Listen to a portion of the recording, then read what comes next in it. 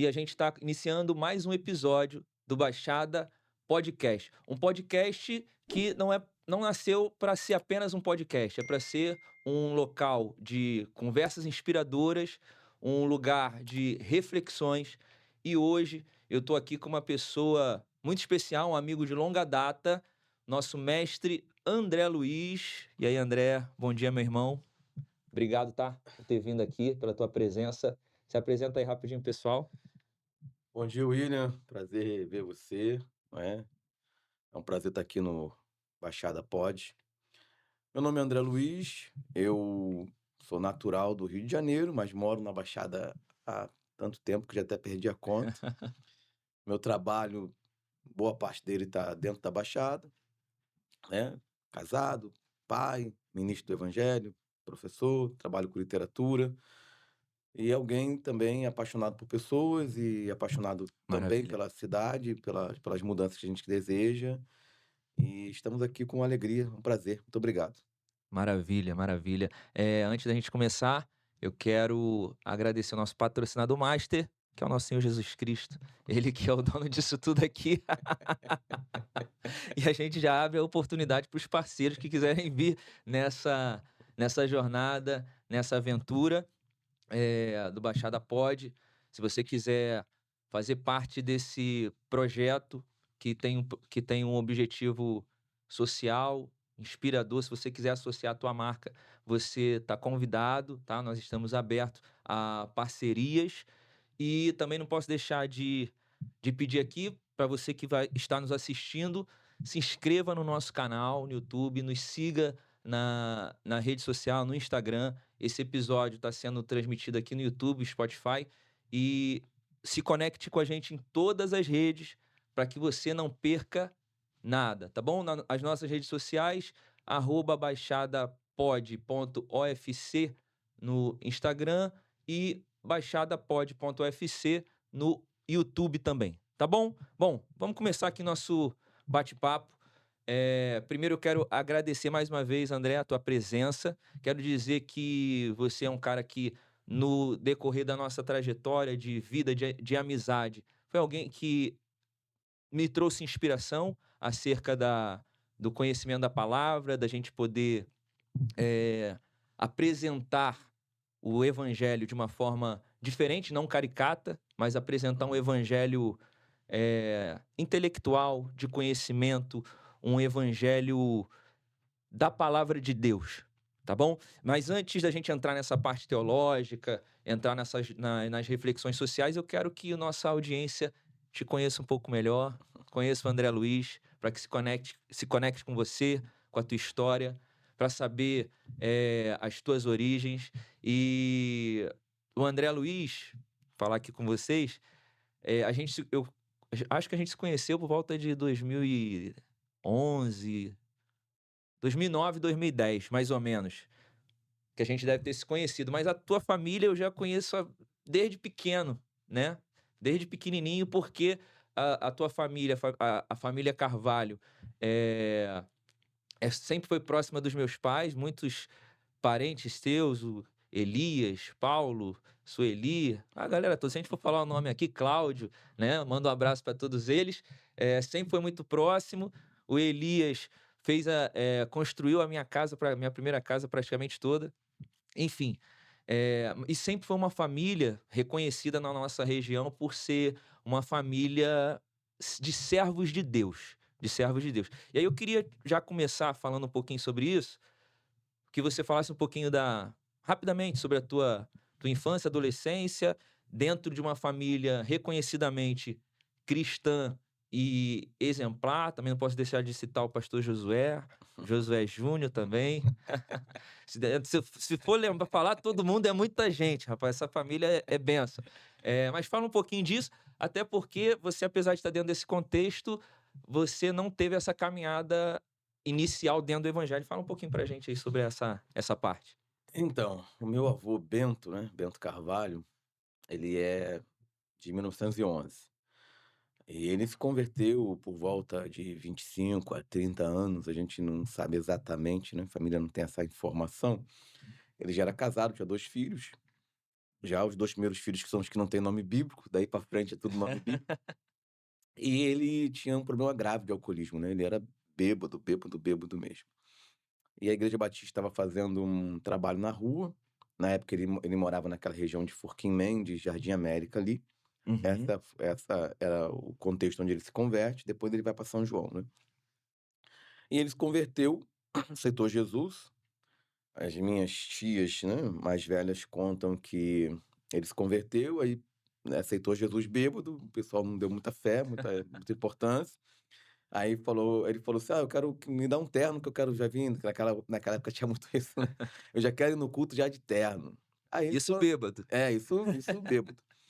Aí o irmão falou: "Tá bom", e deu o endereço a ele, ele foi na casa do irmão, pegou o terno e dali pra frente ele continuou. Ele teve 13 filhos, né. Era um contexto que não tinha, controle de natalidade.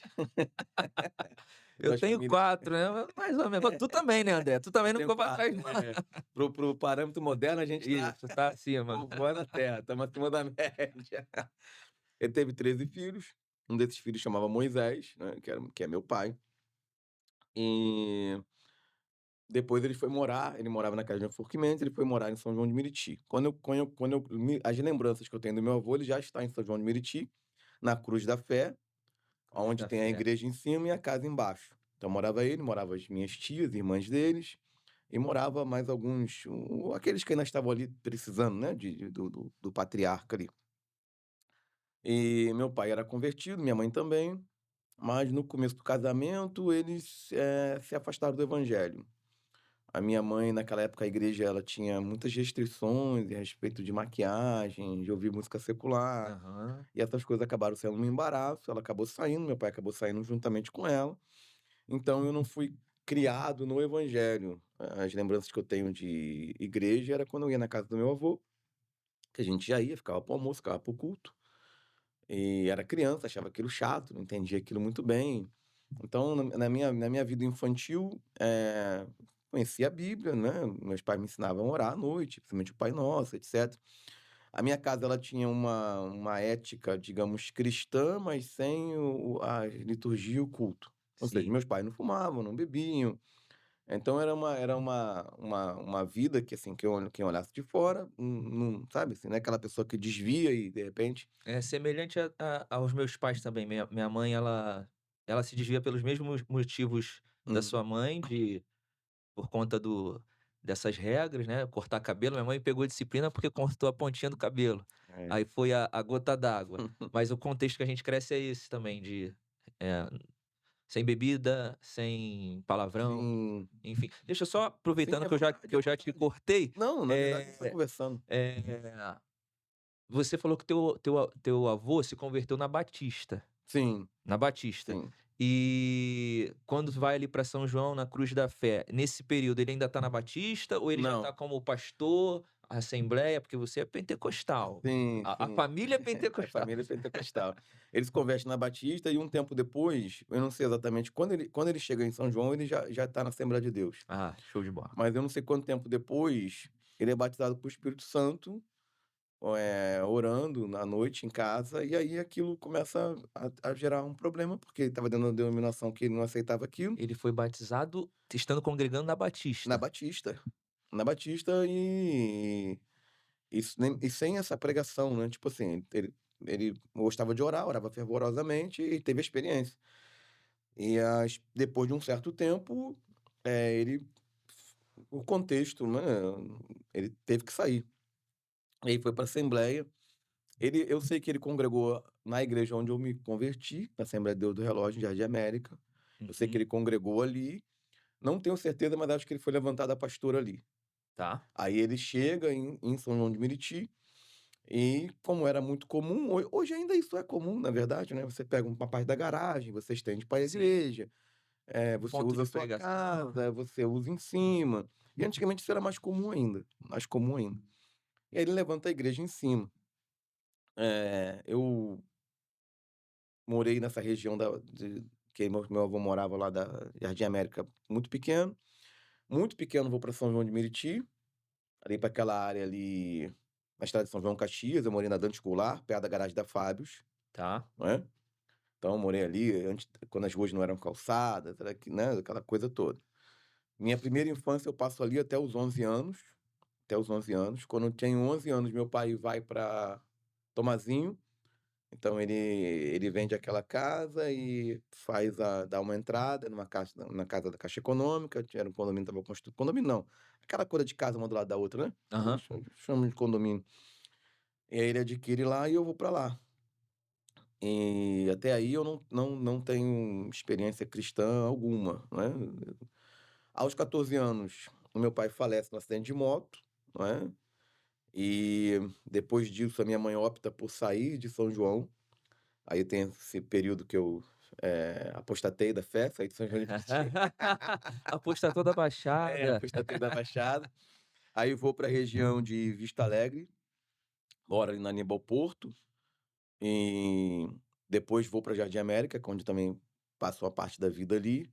E quando eu estou em Jardim América, quando eu tinha uns 19 anos, aí que vem a minha conversão. A minha juventude, a minha infância, não tinha um aspecto muito religioso, mas quando eu tinha depois que meu pai faleceu, já tinha uns 15 anos, eu sempre gostei de leitura e eu acabei, eh, querendo ter respostas sobre a vida, sobre as coisas espirituais, e eu me tornei um tipo de kardecista teórico. Então eu li o Evangelho segundo Allan Kardec, Isso na na adolescência. adolescência, de 15 até 19, até 21, né, me converti com é isso, converti com 21. Até esse período, eu vou nessa linha de leitura. Então, assim, eu não lembro exatamente os livros que eu li, mas eu li muitos livros, Do do kardecismo. kardecismo, as principais obras e mais algumas, mas nunca frequentei, né, nunca participei de nada ligado a isso, Você chegou a exatamente. acreditar, assim, Acreditava, crer naquelas coisas que você estava queria, lendo? Chegava a crer? porque eu achava que fazia sentido a questão da Tá.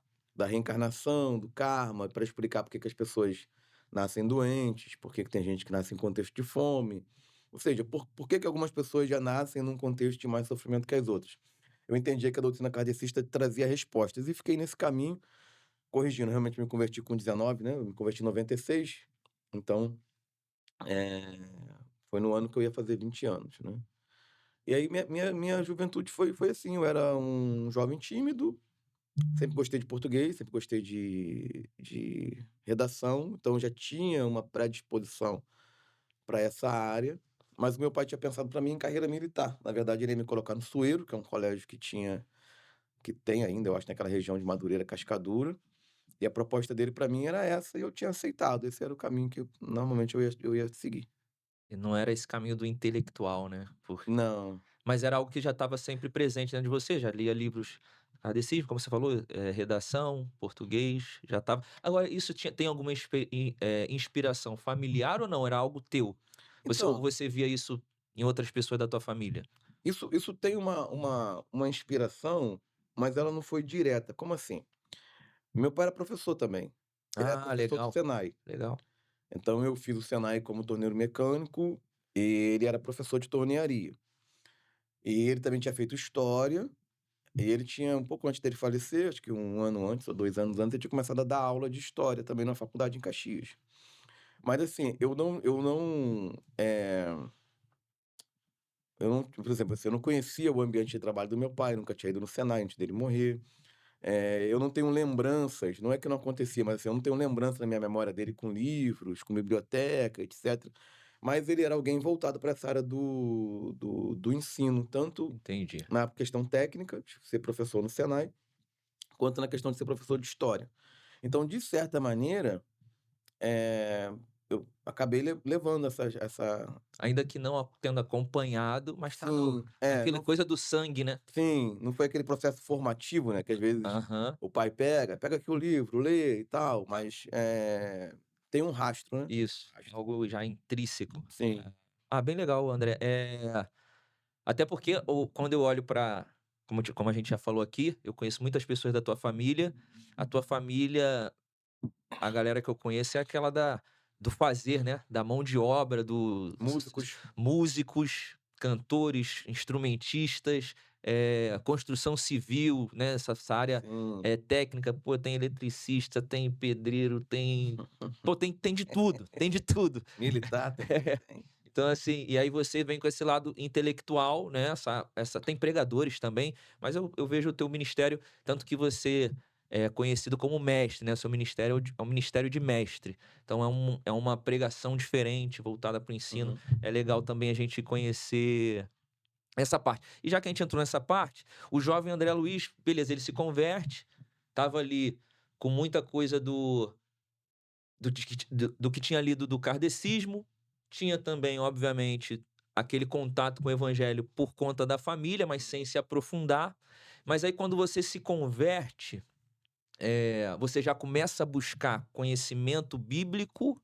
Como é que é essa tua conversão? Ou deu aquela patinada no começo? Ou foi aquela conversão que já direto, não, tô Não, aqui, então vou entrar de cabeça? a minha conversão ela não é imediatamente ligada ao meu ministério. Na verdade, meu ministério começa 4 anos depois da minha conversão, que é um pouco diferente do que a maioria das pessoas que têm ministério, geralmente com 1 ou 2 anos já estão fazendo alguma Já coisa. tá alinhado, né, mais ou menos. Eu me converti na Assembleia do Relógio, que é uma igreja grande, aonde, as oportunidades são mais difíceis, né, onde você tem menos acesso, etc. E era uma igreja que tinha uma marca da questão teológica já, porque o pastor da igreja é um doutrinador, o pastor Hélio. Então me recordo, por exemplo, que uma das poucas igrejas onde eu vi culto de doutrina ter 80% de presença, é como se fosse um domingo. Então ele era um cara muito voltado para isso. A igreja já tinha seminário em 96, numa época que muita gente não queria que a gente fizesse seminário, não autorizava fazer Assembleia? seminário. É, Assembleia de Deus com seminário com o em seminário, 96, 96. ah, Então ele era desbravador. um visionário. Então eu fui criado nesse contexto de uma escola bíblica dominical forte, numa igreja onde se você se predispor, você vai aprender, mas não me senti chamado para o ministério naquele momento, nem me envolvi em nada, a não ser evangelizar na rua, Uhum. ensaiar para cantar alguma coisa, esse tipo de coisa mais geral, né. Mas logo no início do meu ministério, da minha vida cristã, eu me converto em 96, meu ministério vai começar no meio do ano 2000, por ali. Eu recebi palavras proféticas sobre o ministério. Então, naquele momento que eu recebi palavras proféticas sobre o ministério, era um momento em que não tinha como enxergar ministério na minha vida, assim, era só mesmo por revelação de Deus. Então, assim, a gente que tem experiência genuína, a gente sabe que hoje tem muita palhaçada, muita mentira, Aham. mas a gente sabe que realmente não é Que é Deus, real, é a gente real, sabe que é real. Isso aí. é real. Então eu me lembro, por exemplo, uma vez que eu estava sentado na minha igreja, e a minha igreja era uma Assembleia de Deus, segura, meu pastor era seguro. Não é que não era pentecostal, mas não era uma igreja feita a manifestações e tal. E eu era muito, muito tímido, não tinha vergonha até de respirar. Então eu era uma pessoa que ninguém diria que eu falaria em público. Ninguém, ninguém, ninguém, ninguém, ninguém. Primeira vez que eu peguei um microfone, foi até na igreja de América, eu pedi para cantar um hino do Marcos Góes, esqueci a letra no meio, tive que cantar de novo. Foi um vexame. Pensa num vexame, foi um vexame. E se eu pedir pra tu cantar aqui, esse Eu não vou lembrar bem, mas era aquele bendita a mão, Senhor, que se estende e me abençoa, Glória a Deus. mesmo sem merecer, pecador, o mais miserável dos homens que eu sou. Assim, eu tô lembrando mais do que quando eu fui cantar na época. Muito bom. E aí a igreja teve misericórdia, começou a cantar para levar lá, enfim. Eu sei que depois que eu subi, eu fiquei pensando, o que que eu tô fazendo aqui? Que o pastor perguntou assim, alguém quer uma oportunidade? E era difícil ele fazer isso no culto. Aí eu, valentão, né, levantei a mão, enfim. Eu me lembro que uma irmã virou para trás de um culto, ela disse para mim assim, ela simplesmente virou para trás, olhou para mim e disse assim, você vai ser pregador do evangelho. Eu olhei para ela, primeiro eu olhei para esquerda, olhei para direita, ver se ela tinha falado Comigo comigo mesmo. mesmo. Eu disse amém, mas assim, não é que eu descri, eu achei estranho e não achei, assim, que era mentira, mas ao mesmo tempo eu não fiquei empolgado com aquilo, eu não tinha essa empolgação. Uhum. Eu não era alguém que olhava e falava assim: "Ah, eu quero ser isso, eu quero ser aquilo". Na verdade, isso não estava no meu radar, na minha mente. E Deus continuou falando, às vezes eu ia visitar uma igreja, eu lembro uma vez que eu estava lá atrás, e quem estava dirigindo falou assim: "Ó, eu vejo você de terno, de gravata, como ministro do evangelho, etc, etc, etc, etc. Mas só quando eu cheguei em São João, então eu fiquei esse tempo todo em Jardim América, de 2 de janeiro de 96, quando eu me converto, até metade de 2000, quando eu volto para São João, para morar na casa que meu pai morava anteriormente, que é onde eu passei parte da a minha adolescência, né. Então a minha infância e pré-adolescência eu tô lá na estrada de São João Caxias. A minha adolescência até os 14 eu tô em Tomaizinho. Aí eu volto para Tomaizinho, e aí começa o ministério. Mas depois que o meu ministério começou, Deus me fez voltar a um episódio que tem a ver com o meu avô. O meu pai morre em 91, meu avô morre em 94. Meu avô tem leucemia, e eu estava já meio que, afastado dele, porque a gente tinha se mudado, Aham. etcétera. E aí um tio meu vai avisar que ele tá doente, a gente vai visitá-lo. Quando a gente vai visitá-lo, ele faz igual aqueles patriarcas da Bíblia, né. Ele chama eu e meu irmão, e aí ele ora por mim, depois ora pelo meu irmão. Eh, Como ele já estava muito debilitado, eu não conseguia, não haviam palavras inteligíveis. Tá. Quantos Eh, anos que ele tinha? ele tinha mais de 80 ou 81 ou 79, nessa linha aí, né. Ele morreu em 94, ele é de 1983, Tá. 83 anos. E ele estava bem debilitado, magro, no leito mesmo de morte, ele queria ver toda a família, a gente foi lá, e ele orou por nós da maneira que só ele, Deus, entendeu, não é. E aí depois de muito tempo, aí Deus me fez relembrar aquele episódio, não é. Então, na verdade, é como se ele tivesse naquela oração, transferido um pouco do ministério dele, da Aham. capa, Como a gente vê na Bíblia. do que ele tinha sobre as nossas vidas, né. Então, apesar de ter lembro do meu avô dirigindo culto, lembro dele pregando, né, aquelas lembranças vagas de criança, Uhum. que não lembranças tão fixas.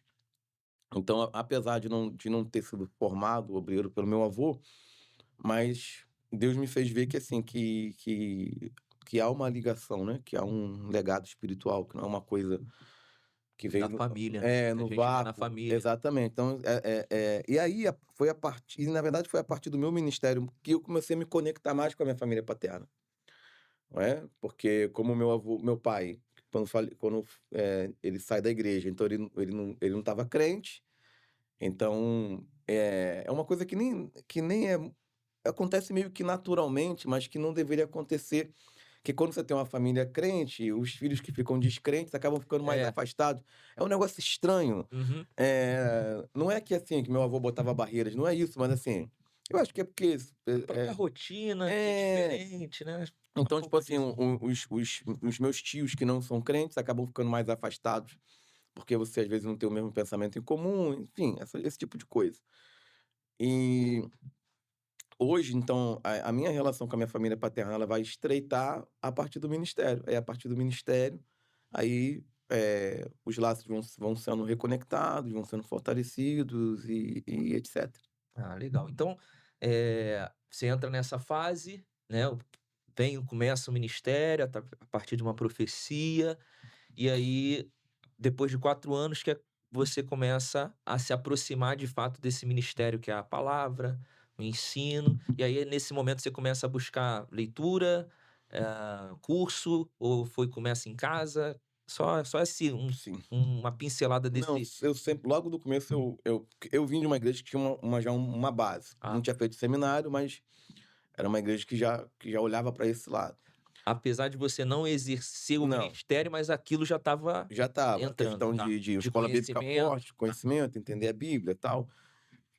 Eu sou colocado na portaria, e aí depois meu pastor me dá uma oportunidade para dar uma saudação, aí ele viaja, eu prego, e a partir dali eu viro auxiliar de obreiro. É, Isso lá na do relógio. isso lá em São João de Meriti. Ah, você já foi para São João, Isso, beleza. né, toda a minha questão ministerial começa ali na mesma rua que eu morei anos e anos ali, na João Moraes. Quando ele me coloca como auxiliar de obreiro, passa-se uns 6 meses, igreja pequena, necessidade, É, não é. aí não falta é trabalho. Aí ele falou: "Não, vou te levantar o presbitério". Aí eu disse: "Não, então eu preciso me preparar". Então, assim, não foi meu pastor que disse: "Ah, vai fazer seminário", né. Não, aí eu fui fazer. Na época eu tinha um trabalho que me impossibilitava de fazer um curso presencial. E aí até é interessante que, assim, toda a minha formação teológica, até acadêmica, ela sempre foi à distância. Já lá Sempre atrás, foi à distância. já lá De o atrás. básico, o médio, o bacharel livre, o master livre, o bacharel acadêmico, tudo à distância. Eu falo isso porque às vezes as pessoas elas: "Ah, eu não tenho tempo, eu não tenho", assim, você vai jogar com as condições que você tem.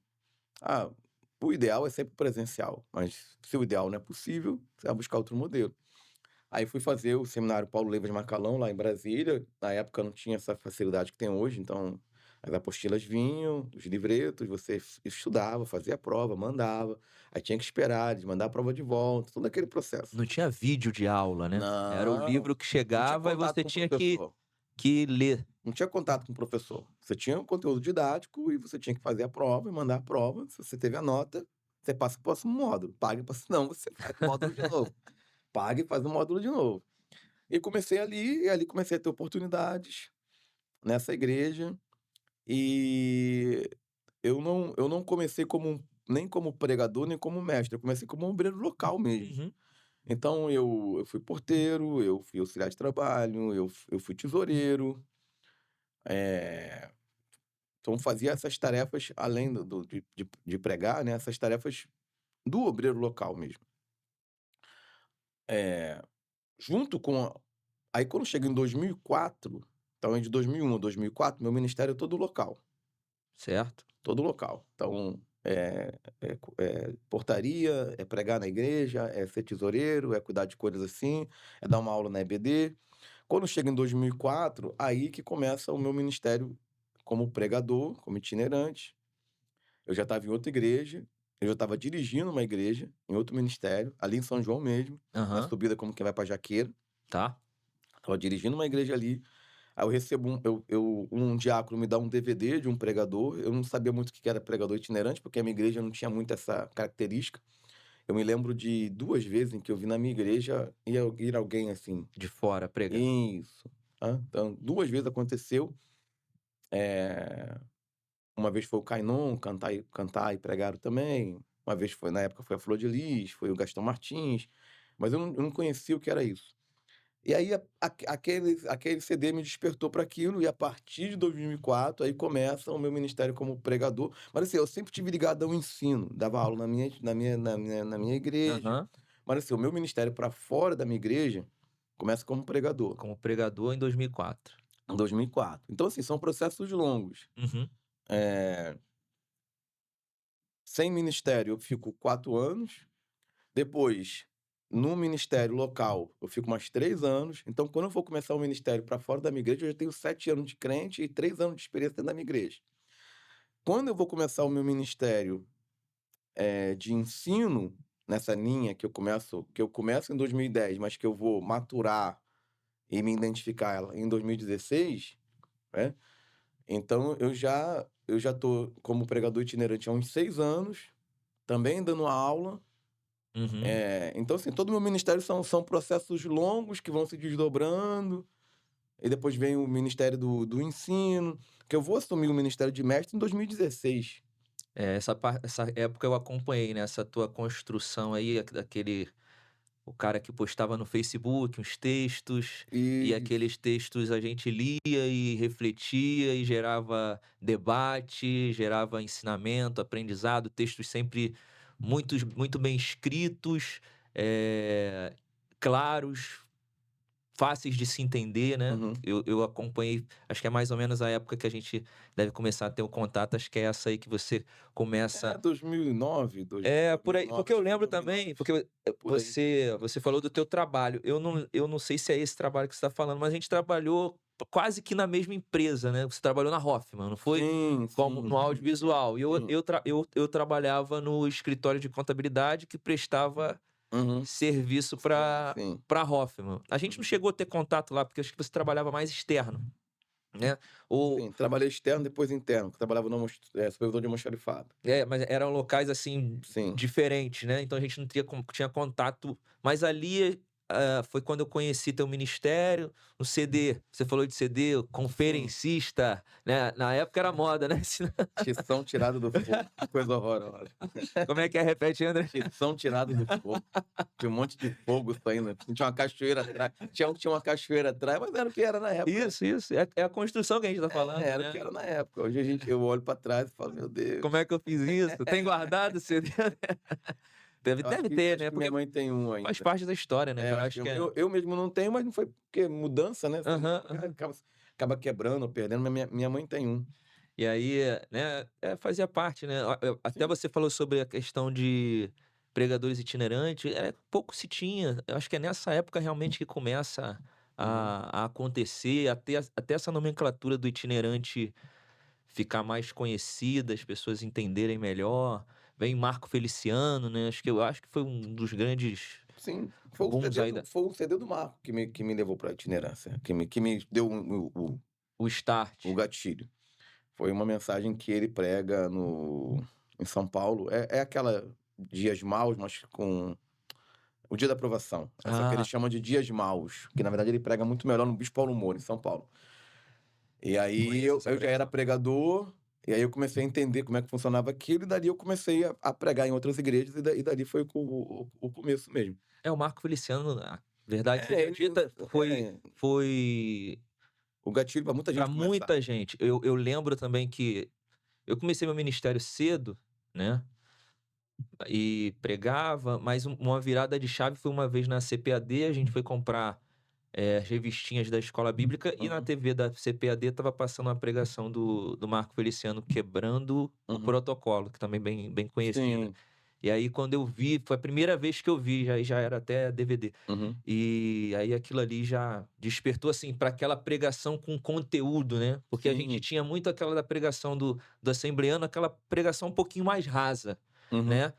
Falava de poder, sentia graça, mas o Feliciano ele traz uma mais profunda, com mais uhum. conhecimento, com mais detalhe, e ele de fato influenciou muita gente.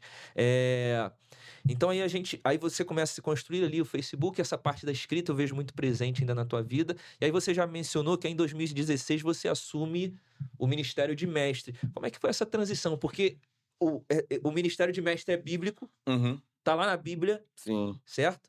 Mas a gente pouco ouve as pessoas se assumirem no ministério de mestre. Como foi essa transição do evangelista, conferencista, pregador para essa identidade de mestre?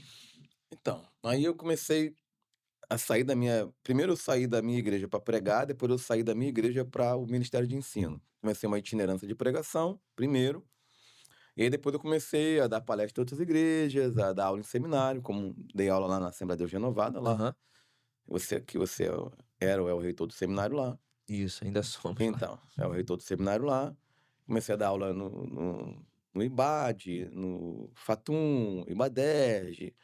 E comecei a ter essa experiência de estar em sala de aula e o meu ministério começou a ficar tanto pregando quanto dando aula nesse contexto mais para fora da minha igreja, as duas coisas. E aí as pessoas, os alunos, né, eles começam a te chamar de mestre. Na verdade, isso foi uma coisa que veio de fora e depois eu entendi que eu tinha que me apropriar para construir a minha identidade final ou aquilo que eu queria que as pessoas me enxergassem, né. O que Perfeito. hoje o pessoal chama de brand, chama de avatar, né, eu fiz essa coisa meio que instintiva. Então chegou um momento em que eu percebi que o meu ministério não tinha, como pregador, não tinha aquela característica do itinerante, que é o itinerante mais clássico e que é o itinerante, que faz mais sucesso, digamos assim. Uhum. Não é que eu abri mão de pregar ou que eu não me considere pregador, não gosto de pregar, mas aí eu também comecei a perceber, eu entendi que eu poderia ser mais útil no ensino, porque havia uma lacuna ali. Então, na minha época mesmo, você tinha o Antônio Gilberto, que eu conhecia meio que de longe, nunca li nada dele. Você tinha o Ciro Zibord. Você tinha pouca gente, no contexto nacional, do Rio. Então eu olhei e falei, eu acho que o ensino é uma necessidade maior, eu vejo menos pessoas nessa área, e eu acho que eu posso contribuir mais nisso do que pregador, que já tem um monte de gente pregando, muita gente boa pregando. E as pessoas começaram a me chamar dessa forma, e chega um momento, eu não me lembro se é exatamente 2016, mas é ali perto, em que eu deixo de mudar, eu mudo as minhas redes, tiro evangelista e boto mestre. Porque ali eu já não me enxergava como um evangelista, Aham. como isso fosse o principal ministério. Então eu fiz uma escolha. Eu olhei e disse assim: eu tenho múltiplos ministérios. Eu sou um evangelista, mas o meu ministério de mestre, meu ministério nessa parte da intelectualidade, porque já junta com a escrita, ele é mais forte. Então, eu vou dar uma ênfase nesse aspecto. Quando eu fiz isso, eu sofri muita crítica, porque o pessoal não estava acostumado com isso, né? É, eu lembro dessa. Então, assim, eu acabei sendo muito incompreendido nessa parte. Que, assim, eu tenho muitos defeitos, né? Como todo mundo tem. Mas eu nunca tive essa coisa de me achar melhor que os outros, essa coisa de arrogância, de soberba. Essa nunca foi a minha, sei lá, acho que por personalidade, pela criação que eu tive e tal. Mas as pessoas acharam que era tipo marra, assim, pô, É, o cara, mestre, né? Se como auto-intitulou assim? mestre. O cara é mestre e tal, não sei o que lá. Mas era normal, né? Tinha gente que usava argumento bíblico. Jesus disse que a ninguém chama de mestre, né? Eu dizia, gente, mas no mesmo texto diz que ninguém chama de pai, né? E Paulo diz que é pai na fé de Timóteo. E Lucas diz lá em Atos 13 que existem mestres, e Paulo diz que existem mestres.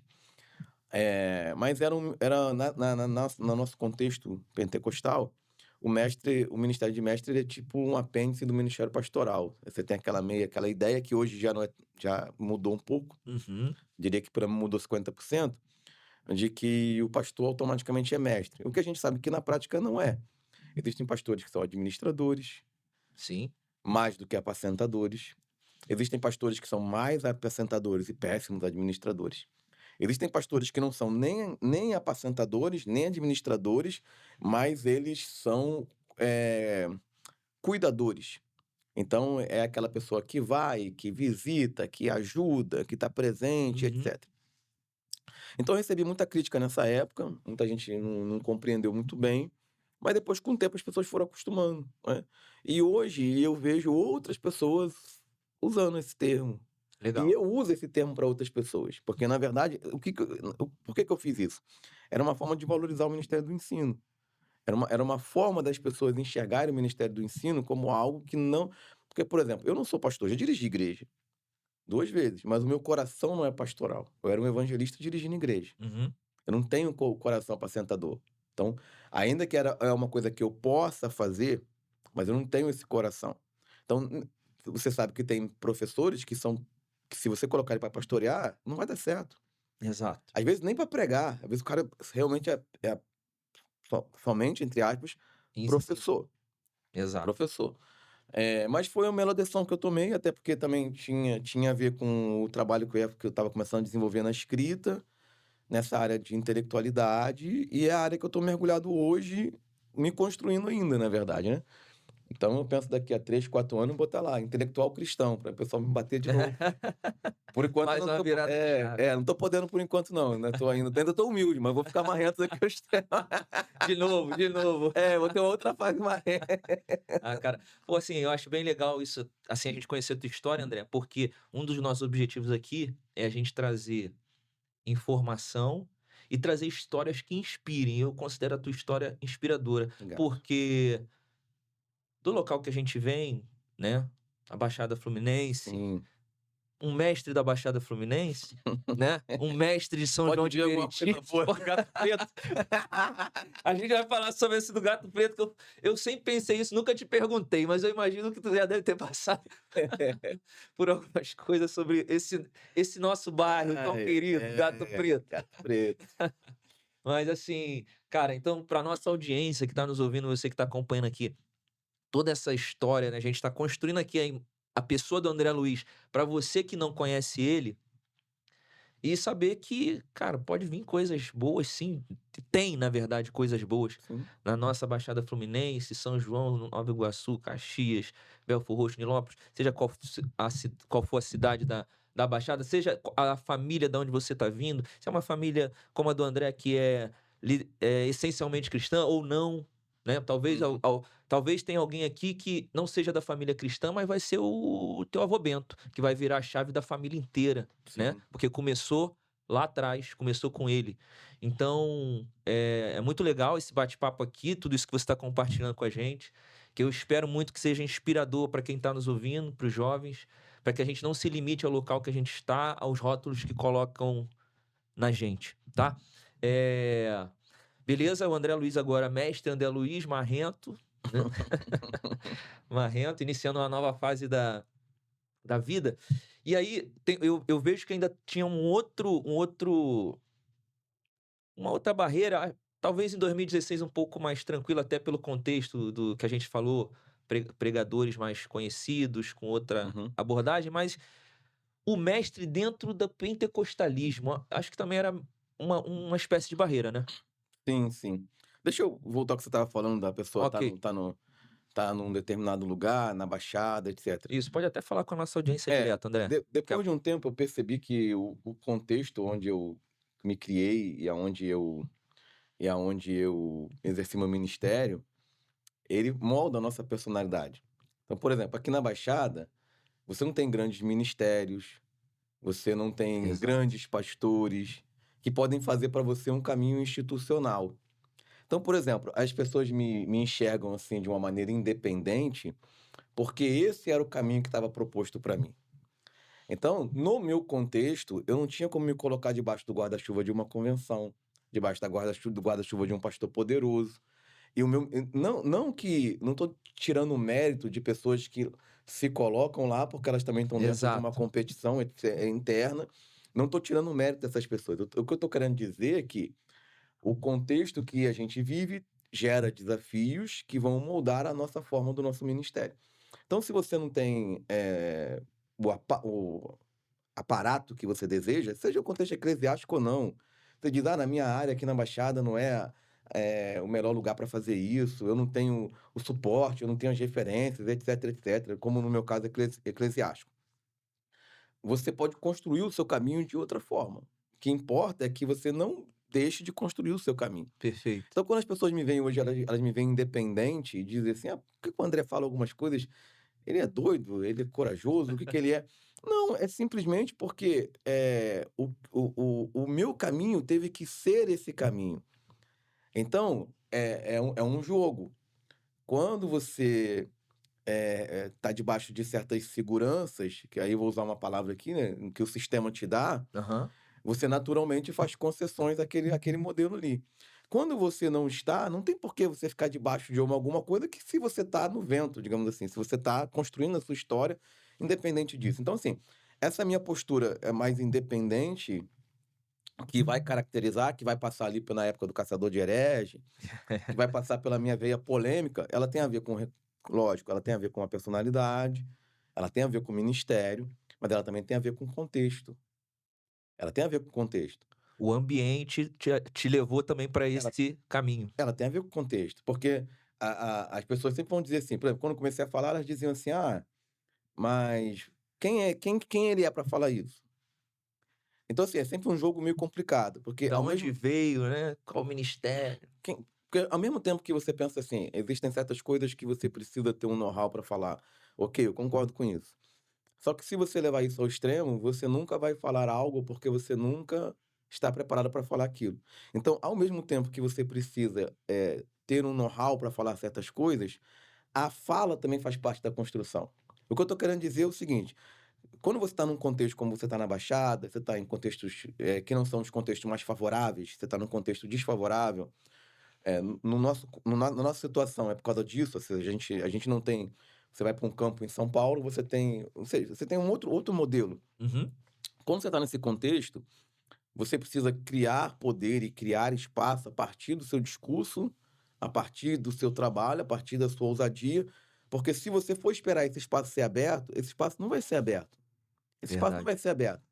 Quando você está num contexto de poder, quando você está num contexto aonde aquele espaço pode ser aberto pela política eclesiástica, né?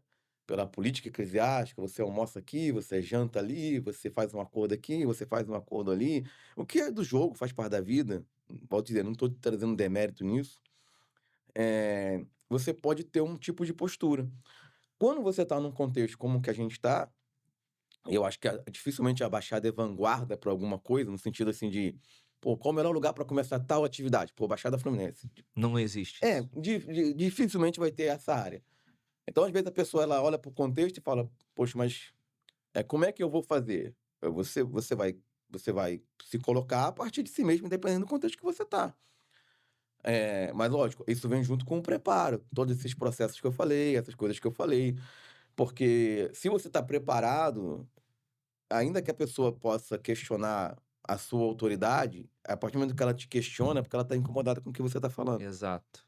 É porque o que você está falando tem peso, porque quando não tem peso, não me incomoda, É ignorado. é ignorado. Então, quando a pessoa diz assim: "Quem é ele para estar falando?", quando eu digo isso, Já tá te dando eu já autoridade. tô te dando autoridade, tô te dando valor. Exato. Então assim, essa minha veia polêmica, independente, ela tem a ver com personalidade, mas também com contexto, porque é um contexto, apesar do meu avô ser pastor, ele não era um pastor poderoso, você conhece a igreja lá, a igreja Aham. única, então, eu nunca tive a possibilidade de estar dentro de um guarda-chuva e me enquadrar: "Não, eu vou ficar aqui enquadradinho, porque aqui eu tô tranquilo. Aqui eu tenho agenda tranquila, aqui eu tenho isso tranquilo", não. Então muitas das vezes, se a gente não entender isso, a gente não consegue avançar. Perfeito. Assim, eu acho que é uma mensagem muito grande para o que a gente isso que você acabou de falar agora, eu pego até para mim, tá, André? Porque o que você falou aí, é que a gente mesmo se limita, né? "Ah, eu ainda não posso falar sobre isso", a gente mesmo coloca essas Sim, travas. E aí tá aí para você que está nos ouvindo, essa mensagem do mestre André Luiz, não se limite, independente da tua área, seja eclesiástica, seja profissional, empreendedora. Porque as pessoas, na verdade, elas sempre vão te questionar e vão dizer que você não pode, na maioria das vezes. sim. Principalmente da onde a gente, as pessoas que estão próximas a gente. Mas se você romper essa barreira, você tem chance de Vai ter gente que vai te avançar. validar, gente que vai te validar. É assim com tudo, não existe unanimidade. A É verdade isso. é essa. Vão ter situações em que você será invalidado quando deveria ser validado. Vai haver situações em que eu serei validado quando deveria ser invalidado, não é? Sim, Porque os sim. juízos nem A gente não sempre acerta sempre. os juízes não são sempre corretos, Aham, então eu perfeito. posso receber validação quando estiver falando bobagem, a gente vê isso na internet direto. Eu posso ser invalidado quando por justamente não estar falando bobagem, não é? Agora eu vou te pedir perdão, que na verdade eu fiz um parêntese, né, e eu esqueci a pergunta anterior que você tinha feito. Ah, não, acho que no final você acabou caminhando pra gente nesse sentido da voz, né, do poder falar, do poder, expressar o o que você pensa, quem você é, independente do contexto, aonde a gente está. E a outra pergunta, só até se você quiser fechar ela melhor, tinha a ver com o mestre dentro do pentecostalismo. Ah, ok, certo, lembrei agora. Então, o pentecostalismo ele tanto tem uma tradição que os fundadores fizeram um seminário lá nos Estados Unidos, né, o Berg e o Gunavik, os pastores que vieram fizeram, Aham, depois se fundaram seminários, então, não é que é um contexto completamente que o ensino se despreza, mas a verdade é que o pentecostal brasileiro, principalmente os pastores brasileiros, não os missionários, eles começaram a ter medo de que o ensino teológico pudesse fazer alguma coisa parecida com o que o liberalismo fez lá nas igrejas. Então começou a haver um certo preconceito, uma certa marginalização, que fazia parte do contexto da época. Então, se você estudasse secularmente, você era visto como alguém que não era espiritual. Então, era aquela ideia de um desapego a tudo que concerne a vida comum, a não ser o sustento. Até o prazer era visto de maneira exato. negativa, não o prazer do vício, mas qualquer tipo de prazer. Aham, Nessa esteira, o pentecostalismo ele ficou para trás na parte do ensino, essa é uma realidade. Até porque aí você junta outras questões sociológicas, então você pega as igrejas reformadas, elas têm um contexto onde a maioria dos seus membros são dentistas, advogados, médicos, juízes, procuradores. Então são pessoas que já são afeitas a uma educação formal. E aí o pentecostalismo ele vai desbravar um país que já não era grande coisa no aspecto, né, vai melhorando com o tempo, Mas ele pega um público que já não é um público muito do fazer e do vamos estudar o menos possível e fazer o máximo possível, até porque às vezes não tem condições de estudar, tem que trabalhar cedo, enfim. Uhum. Junta todo esse caldo e acaba se tornando um ambiente não de maneira generalizante, mas avesso ao estudo, à faculdade, a aprender mais. E o mestre pentecostal, ele é desvalorizado até hoje, mas hoje está muito melhor do que há 10 anos Com atrás. certeza. Porque você olha para o ambiente reformado, por exemplo, e você vai ver os principais nomes: Nicodemos, mestre; Joana Madureira, mestre; ah, o outro lá do Mackenzie, do Jay Jumper, agora, o seminário, esqueci o nome dele, mas também mestre. Você pega cinco pastores, 10 do meio pentecostal, do meio reformado, e todos eles são pastores e mestres, Aham. ou são mestres. E você pega no pentecostalismo, não funciona assim, não é? Então hoje você já tem, porque hoje a erudição pentecostal conquistou um espaço. Hoje você tem pastores que publicam em editoras cristãs grandes e seculares. Então você tem a Mundo Cristão publicando, você tem a Thomas Nelson publicando. Então hoje que você tem uma teologia pentecostal que está com mais robustez. Você tem mestres que têm visibilidade, não é? Mas isso é muito mais uma conquista dessas pessoas que uma conquista da denominação. Porque quando você olha o trabalho que a CPAD faz em relação a isso, ou que a Convenção Geral faz em relação a isso, é zero. Eles, Exato. eles promoveram o Ciro e não promoveram mais ninguém. Não é? Você não vê. Quem veio de fora, como veio o César Moisés, veio de fora, fazendo trabalho, sofrendo. E Sempre muito independente, né, no final das contas. Não tem esse não tem, apoio, não tem esse incentivo. Não, não. É um caminho muito, muito difícil, muito solitário. É de vocação mesmo. De vocação. Mas hoje, graças a Deus, a teologia pentecostal, até porque isso a internet ajudou, que a disseminação de informação fez com que a teologia pentecostal e a igreja pentecostal tivesse essa necessidade de vir para o ensino, porque antigamente você era crente numa igreja e você ouvia o seu professor da EBD e não ouvia mais ninguém. Dificilmente você ia fazer uma visita numa EBD. Hoje em dia você tem um monte de influencer, um monte de pseudos mestres, você tem um monte de conteúdo na internet. Uhum. E Coisa boa, coisa ruim, mas tem. se você não fizesse isso, a gente estava perdendo jovens pentecostais para o caminho reformado há 10 anos atrás. Exato. E essa inversão de chave se deu a partir da teologia pentecostal eh, se colocando, né? E a gente está aí tentando Legal. trabalhar. Aproveitar também ainda esse tema do pentecostal, André, a característica do pentecostal é o falar em línguas. Como é que foi essa tua experiência, né? Foi algo diferente ou foi algo comum? Porque o do teu avô, uma história bem Uhum. bem legal, bem interessante, né, na batista e foi batizado. A tua tem alguma coisa, assim, diferente? O Quando me converti, tinha uma reunião de oração lá da minha igreja, né? Onde tinha uma dirigente de oração. Naquela época era muito comum as dirigentes de oração terem trabalho nos seus lares, né? Era uma coisa muito comum na época. Hoje não é tão comum. Tem alguns pastores que gostam, outros que não gostam. Alguns têm receio de que aquele núcleo vire alguma coisa que vai trazer problema para ele aham. e tal. Mas antigamente isso era muito comum e isso ajudava até era tipo uma célula Isso, isso. Os isso. grupos, as células que a gente vê hoje. Era como fosse isso. E na minha igreja também, como era um pentecostal mais comedido, certamente lá eles usavam como um espaço, entre aspas, de mais liberdade. E tinha uma senhora que dirigia e eu a admirava, né, a unção, o poder que tinha na vida dela. E na minha igreja tinha uma coisa que também era muito comum na época, que hoje não é tão comum, que no final das orações você fazia as orações para batismo com o Espírito Santo. Mas eu não fui batizado dessa maneira. Eu fiquei um ano buscando e não recebi o batismo. Eu recebi o batismo com o Espírito Santo dormindo. Eu estava dormindo, Dormindo? dormindo. Eu estava lá ainda no Jardim América, não eu recebi o batismo um ano depois, devia ser em 97, alguma coisa assim. Eu já tinha sido batizado nas águas, e eu não tive nenhum sonho, isso que é engraçado, eu não tive sonho. Eu simplesmente acordei de madrugada e eu senti um calor como se fosse uma bola de fogo no meu coração, do lado esquerdo. Uma sensação, estranha, não é? É difícil até de explicar como é que coisas espirituais acabam, sendo sentidas de maneira física. E quando Uhum. eu senti aquilo, eu eu só disse assim, glória a Deus, aleluia, comecei a falar língua estranha. E aí, interessante que aí terminou aquilo, eu fiquei todo feliz e tal, eu fui pra igreja, né? Isso de madrugada? Acordou de madrugada? De madrugada, sozinho no quarto. E aí fui pra igreja, falei, fui batizado e tal, tal, tal. E depois não falava mais. Eu falei, gente, o que que aconteceu? Cadê minhas línguas? Muito bom. E não falava mais, não falava mais, não falava mais. Eu comecei a entrar naquela coisa, falei, gente, será que foi coisa da minha cabeça? Será que eu tô ficando meio doido e tal?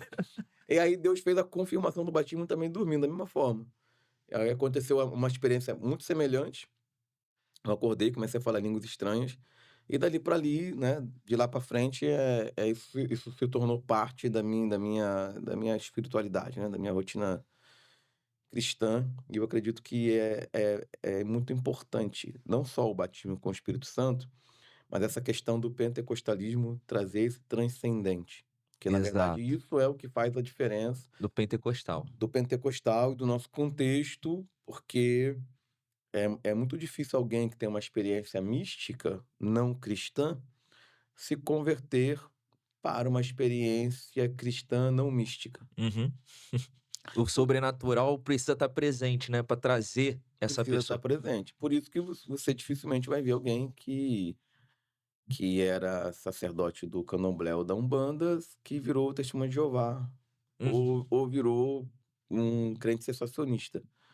Vai virar Ou vai pentecostal. virar pentecostal, ou Exato. alguém que tinha qualquer outro tipo de experiência nesse campo místico, não é? E até porque, a Bíblia mostra claramente que as experiências místicas continuaram, e a história mostra que as experiências místicas continuaram. E, na verdade, o cessacionismo ele é uma herança de um momento que a igreja ela se torna cessacionista por N motivos, que tem muito mais a ver com apostasia e com a igreja se institucionalizar como um poder social e político. Uhum. E quando vai acontecer a reforma da igreja, ela não acontece de uma vez, ela vai se desdobrando. Primeiro você acerta a cristologia, justificação pela fé, etc, etc. Depois você acerta o batismo, porque os anabatistas, né, que foram perseguidos pelos protestantes porque não queriam batizar criança. E aí você tem um rescaldo. E o que é esse rescaldo? São ainda protestantes que batizam crianças, que são sensacionistas, mas que é mais uma coisa da tradição que recebeu, e que aquela tradição não foi mudada, do que uma coisa da história da igreja em si ou da Bíblia. Certo. Então, assim, só pra gente, de forma até rápida, Sim. pentecostal e reformado, principal diferença? A principal diferença é essa questão da atualidade dos dons do Espírito Santo, é muito Perfeito. diferente. Então, por exemplo, eu tive essa experiência, o meu ministério foi profetizado umas 5, 6 vezes, e eu não tinha vontade de ter ministério, eu não tinha sonho de ter ministério. Não, a minha história não é aquela: "Não, eu olhei e disse: 'Não, eu quero ser'". Não, na verdade eu olhava e não me via naquele lugar.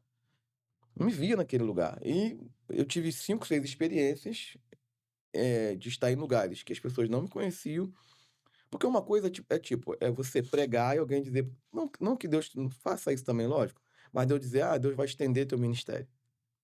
Ou Você já tá lá você pregando. já está lá, ou você já tem características.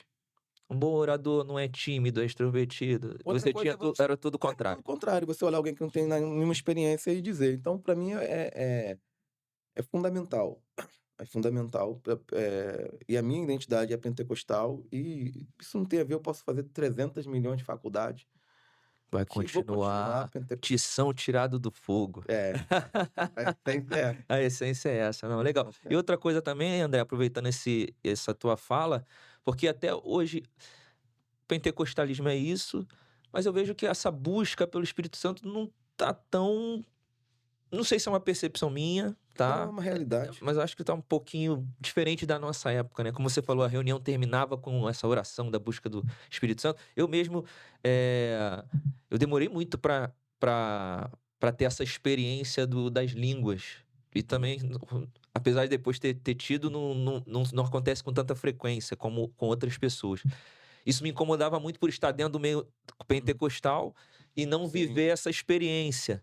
Aí depois a gente vai entendendo Havia que até uma certa pressão, né. exato, uma pressão, Não é tão caramba. santo assim.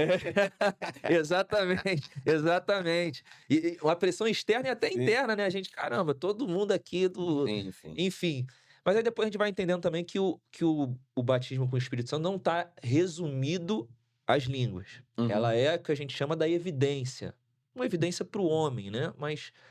É, mas é característica do Pentecoste, a gente não pode abandonar ela. Uhum. Então, assim, eu tenho essa percepção hoje que a busca não está tão aflorada ou como era. O que tu tem a falar sobre esse cenário aí? Não, a sua leitura Se a está gente correta. deve incentivar, falar com a nossa juventude para buscar nesse sentido? Sua leitura está correta. Na verdade, hoje a gente tem menos isso. Aí as pessoas, às vezes, para que teologia? Porque a teologia explica tudo. Tudo que acontece é teologia.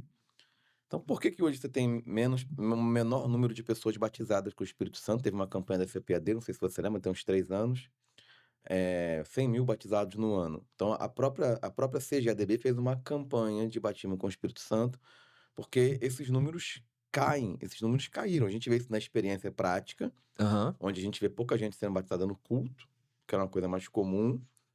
Eu estive no Pará, por exemplo, e pastores me relataram que estavam com dificuldades de levantar ministros novos, porque você tem a exigência do batismo com o Espírito Santo, e eles tinham pessoas que eram qualificadas, mas não tinham a experiência. Então, isso é muito claro. Isso acontece por uma coisa muito simples. Tem uma frase que eu ouvi que eu não sei nem de quem é, nem aonde eu ouvi, mas eu nunca esqueci, que é assim: a doutrina que não é pregada é esquecida. Então, a ênfase da igreja pentecostal mudou. Então, antigamente, você tinha uma igreja que pregava muito as coisas espirituais, no sentido de céu, inferno, Jesus vai voltar, e batismo com o Espírito Santo. Então, né, quando eu me converti, ainda era assim. Mais atrás, mais ainda, nos anos 80. Então, se você pegasse, se entrasse nas igrejas pentecostais, 80% das mensagens ia ser: Jesus vai voltar, Exato. se você pecar, você vai para o inferno, se você obedecer, você vai para o céu, você precisa do poder de Deus. Hoje, o desequilíbrio é o contrário. Então, qual era o desequilíbrio? Você tinha pouca instrução sobre como viver a vida do evangelho no contexto de hoje, pouca instrução sobre dinheiro, sobre trabalho. E hoje, na verdade, o que se prolifera são mensagens triunfalistas. Tanto as mensagens boas, que são mensagens que falam de vitória, que tem que ter, quanto as mensagens triunfalistas. Então, hoje, você prolifera cultos e temáticas voltadas para essa coisa. Essa é a mensagem que vira hoje. Então, qual era a mensagem que o pregador virava na época do Gilmar, na época do Marco Feliciano? Era a mensagem do poder. Aham. Qual é a mensagem que vira hoje? É a mensagem da exaltação, é a mensagem da vitória, é a mensagem do tu vai sair de Lodebar, tu vai andar na carruagem do rei, o cativeiro tá virando, coisa desse tipo. Então, assim, o que acontece? Você tem uma igreja com crentes com mais capacidade e com um foco para isso, Certo. então você vai ter resultados práticos mesmo, tá? Você tem certos exageros, por exemplo, uma igreja que prega muito dinheiro, você pode ter certos exageros, pode ter certas coisas ali, tal, meio esquisitas, mas se você está num contexto onde as pessoas estão falando de dinheiro, dinheiro, dinheiro, dinheiro, dinheiro, dinheiro, dinheiro, dinheiro, ou você vai desenvolver sua mente para aquilo, ou você vai sair dali, que você não vai aguentar. Então, Exato. naturalmente, se eu prego mais dinheiro, vai ter mais dinheiro. Se eu prego mais cura, vai ter mais cura. Se eu prego mais batismo, vai ter mais batismo. Se eu prego equilibrado, a igreja vai ficar equilibrada. Então, hoje, a falta de batismo com o Espírito Santo é essa.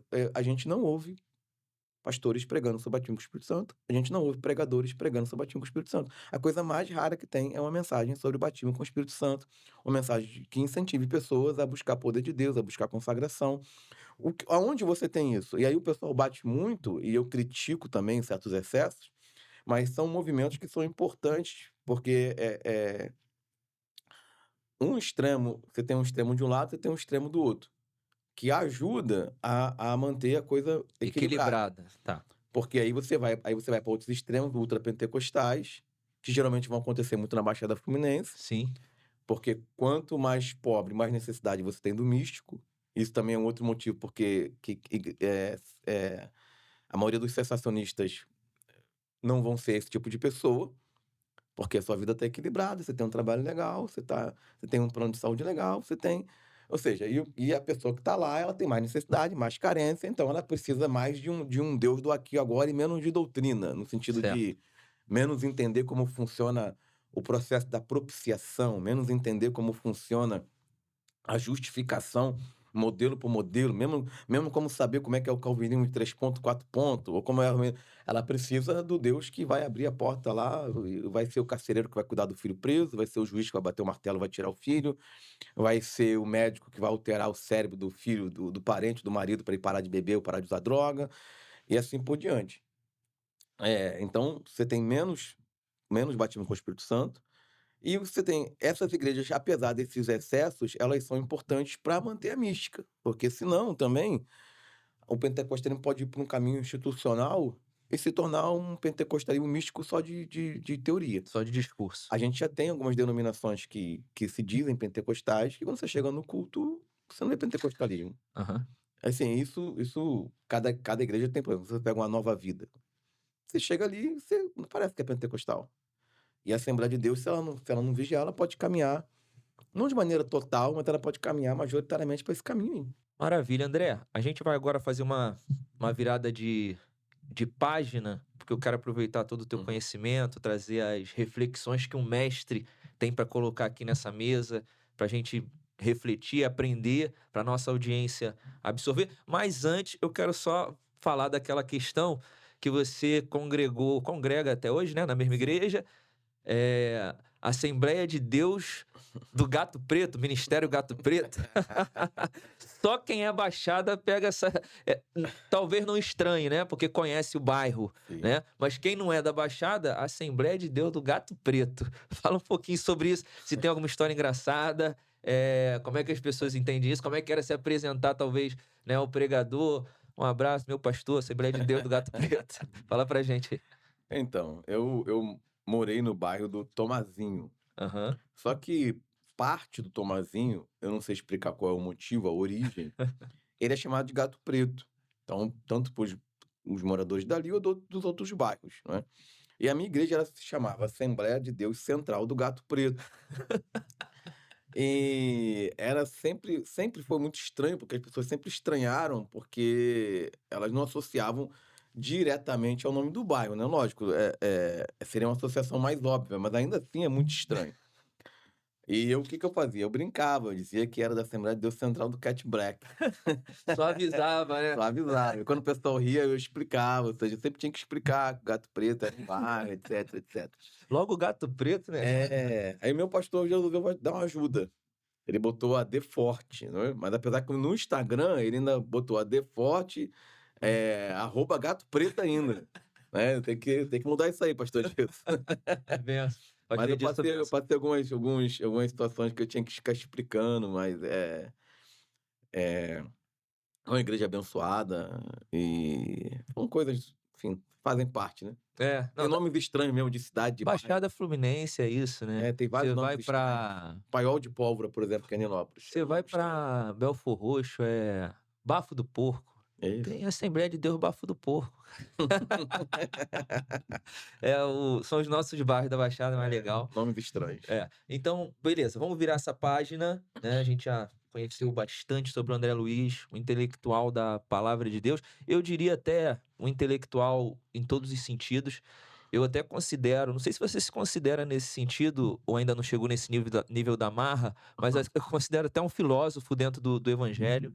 E se ainda não se considera, eu tenho certeza que está se construindo nesse sentido. E filosofia é algo que a gente precisa também trabalhar dentro das nossas igrejas. Então, eu quero aproveitar esse teu lado, mestre, intelectual, filosófico, escritor, para a gente refletir aqui acerca de algumas questões. A primeira que eu quero falar, André, que a gente vive hoje uma. O evangelho ele vive de vários movimentos, né? E aí vem. O próprio pentecostalismo é um movimento. Aí você tem neopentecostalismo, você tem teologia da prosperidade. Hoje a gente está vivendo o tempo da teologia coach. Como é que você vê esse cenário? O que você pensa disso? Uhum. Fala um pouquinho pra gente aí. Então, o coaching em si, ele é algo que pode ser bom. Certo? O problema não é o coaching, o problema é a mistura entre o púlpito e o coaching. Porque o que que acontece? Se eu quero trazer conceitos coaching para a igreja, eu posso marcar uma palestra coaching, que não tem a ver com culto. Pois é, gente, eu vou trazer um Certo. camarada que é um profissional na área da programação neurolinguística, na área de conceitos tal e tal, tal, e ele vai falar para vocês aqui como a gente marca palestra para falar de dentista, saúde bucal, saúde da mulher, saúde do homem. Quando você traz para o culto, aí gera um problema, porque esse pastor que é coaching, o que que ele vai fazer? Ele vai fazer uma exegese do texto e uma hermenêutica do texto, trazendo os conceitos. E quase sempre, até porque, geralmente não é o cara que é o exegeta mesmo, ele vai distorcer o texto. Aí o que que acontece? Você tem um evangelho que você tem textos que dizem uma coisa e a pessoa vem e diz uma outra coisa porque ela quer encaixar, vitória, sucesso e poder e aquela linguagem em toda a Bíblia. Aí você confunde o que que a Bíblia diz sobre um assunto com o que que uma determinada teoria coaching diz.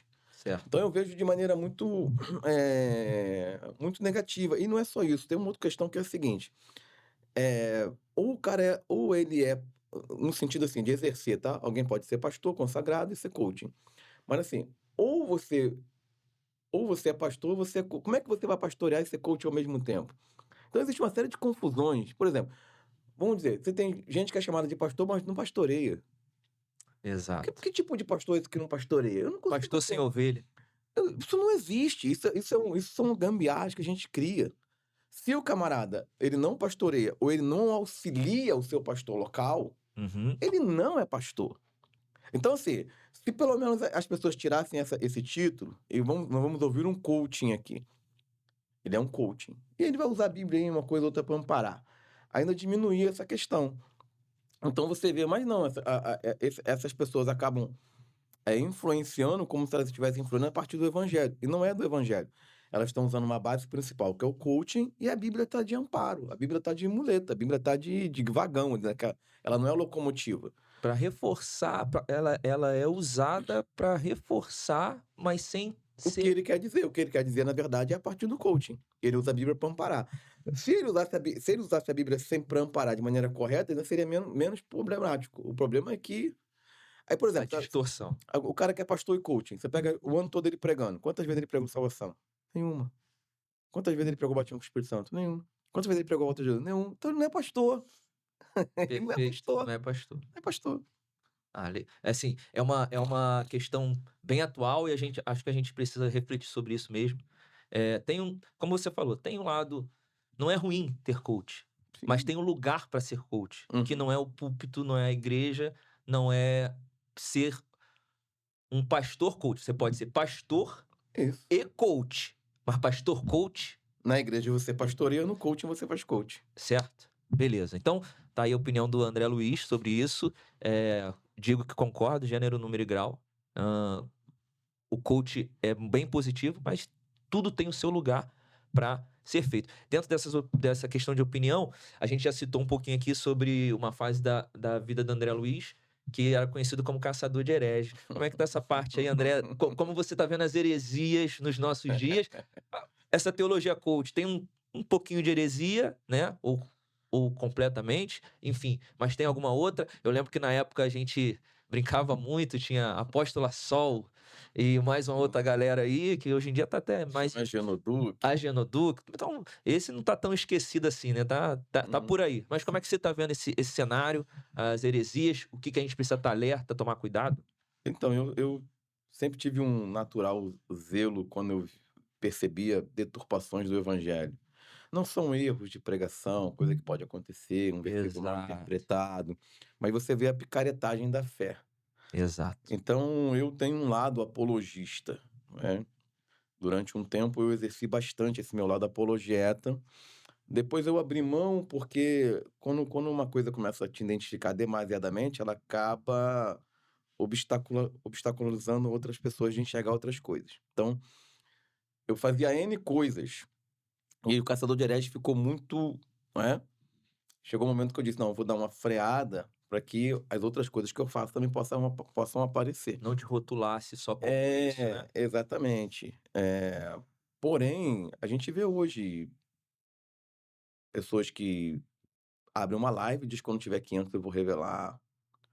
não é? A gente vê Isso a gente tem que tomar absurdos, muito cuidado. absurdos, absurdos e absurdos. E uma coisa muito ruim na apologética é que muitos cristãos não entendem. Então você faz uma denúncia de alguma coisa que é óbvio, e a pessoa fala da unidade da igreja, elas não entendem bem aquilo, mas é natural, gente. E assim, quanto mais você estuda um assunto, naturalmente mais crítico você se torna. Então, se eu ouvir alguém tocar, o meu ouvido é leigo. Eu vou ouvir de um jeito, o maestro vai ouvir do outro. Exato. E ele vai dizer: "Tá errado". Eu vou olhar e não vou ver o errado, mas ele tá vendo Na hora. porque ele tá treinado para aquilo.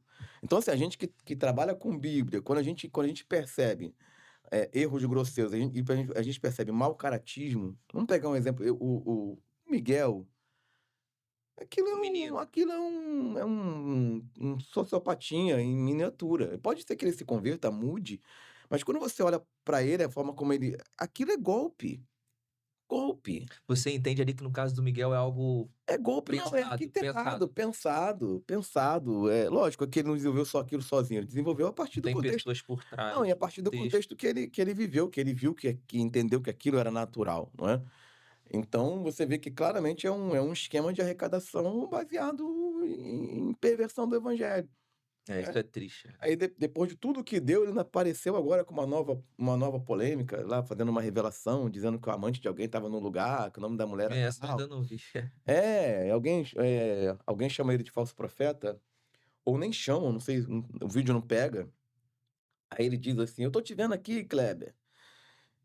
Se você continuar me chamando de falso profeta, eu vou dizer o nome da sua amante, que é Clara, e vou dizer que você tá com o preservativo". Cara, é um negócio assim, Off the King the Power. é um negócio assim tão nojento, tão baixo, tão É assim triste, cara. A frio. gente brinca, mas é triste.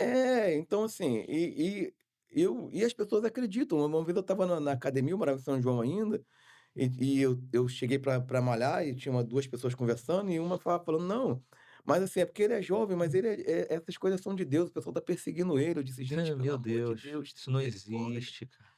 Então, e você vê que rapidamente faz sucesso, rapidamente, então você tem uma ignorância hoje, dentro do evangelho, que eu fico pensando como é que pode, porque, não é só gente que frequenta a igreja, que não consegue identificar uma picaretagem, não consegue identificar. É, o que nem precisa, a gente antigamente falava muito, né, o dom de discernir espíritos, Nem precisa nem mais. precisa, né, tá tão na cara, Tão na e cara ainda que assim as precisa de pessoas não atenção. enxergam. É. Uma coisa que o Joel, nosso Emagrecimento instantâneo, meu lembra? Deus do céu, Cada hora cada hora tem uma coisa. ah, O Joel esteve aqui, Joel Delmu, um abraço para o Joel, que foi nosso primeiro convidado, ele falou algo, eh, "As coisas de Deus não vão causar escândalo", uhum. né.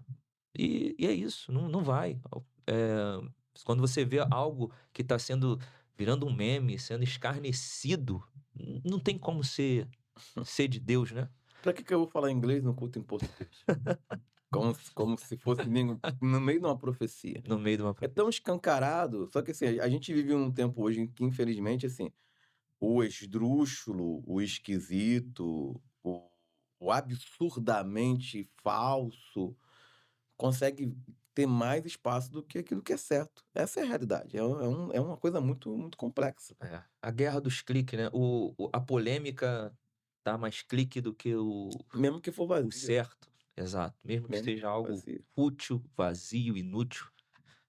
Bom, a gente falou do coach, falou dessa questão eh, da parte dos hereges, Uhum, e aí eu queria te fazer uma pergunta, porque já tem um tempo, né, a gente tem o David Leonardo, que é um uhum. pregador da atualidade. Como você enxerga ele dentro desse cenário aí, André?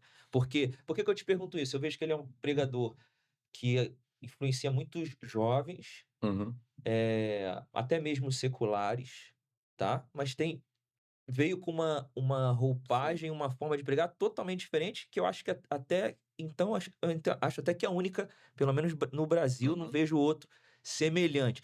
Como é que você enxerga, como é que você vê? Eu vejo o Dave como alguém bem intencionado. Eu não eu ao olhar para ele, eu ver ele pregando, eu vejo que é alguém que quer fazer o melhor para o reino de Deus. Eh, Quando você está em determinados contextos e você vai bebendo aqueles contextos, aquilo começa a fazer parte de você. Quando ele começa ali no Instagram, né, acho que foi o primeiro pastor, assim, que viralizou legal no Instagram e tal, com aquela linguagem diferente, aquele formato diferente. Ele comete vários erros que demonstram que a teologia dele precisa de ajuste. Eu não tenho acompanhado ele ultimamente, então eu não sei, por exemplo, se ele evoluiu, se ele melhorou, se ele continua cometendo muitos erros graves, mas ele vai reverberar aquilo que já se dizia nas igrejas fora da plataforma ali, O né. que as pessoas querem ouvir, né. Você é o centro do coração de Deus, aquela mensagenzinha água com açúcar, aquela mensagenzinha light, aquela mensagem que não confronta. Aquilo é tudo desperdiçado? Não, Deus usa a o que ele fala para alcançar algumas pessoas. Assim como tem gente que hoje está em igrejas equilibradas que se converteram em igrejas esquisitas. Certo. E naquela bagunça daquela pregação, uma esquisitice aqui, um pedaço do evangelho ali, o Espírito Santo vai, tem misericórdia, trabalha, salva, depois leva a pessoa para um lugar saudável e tal.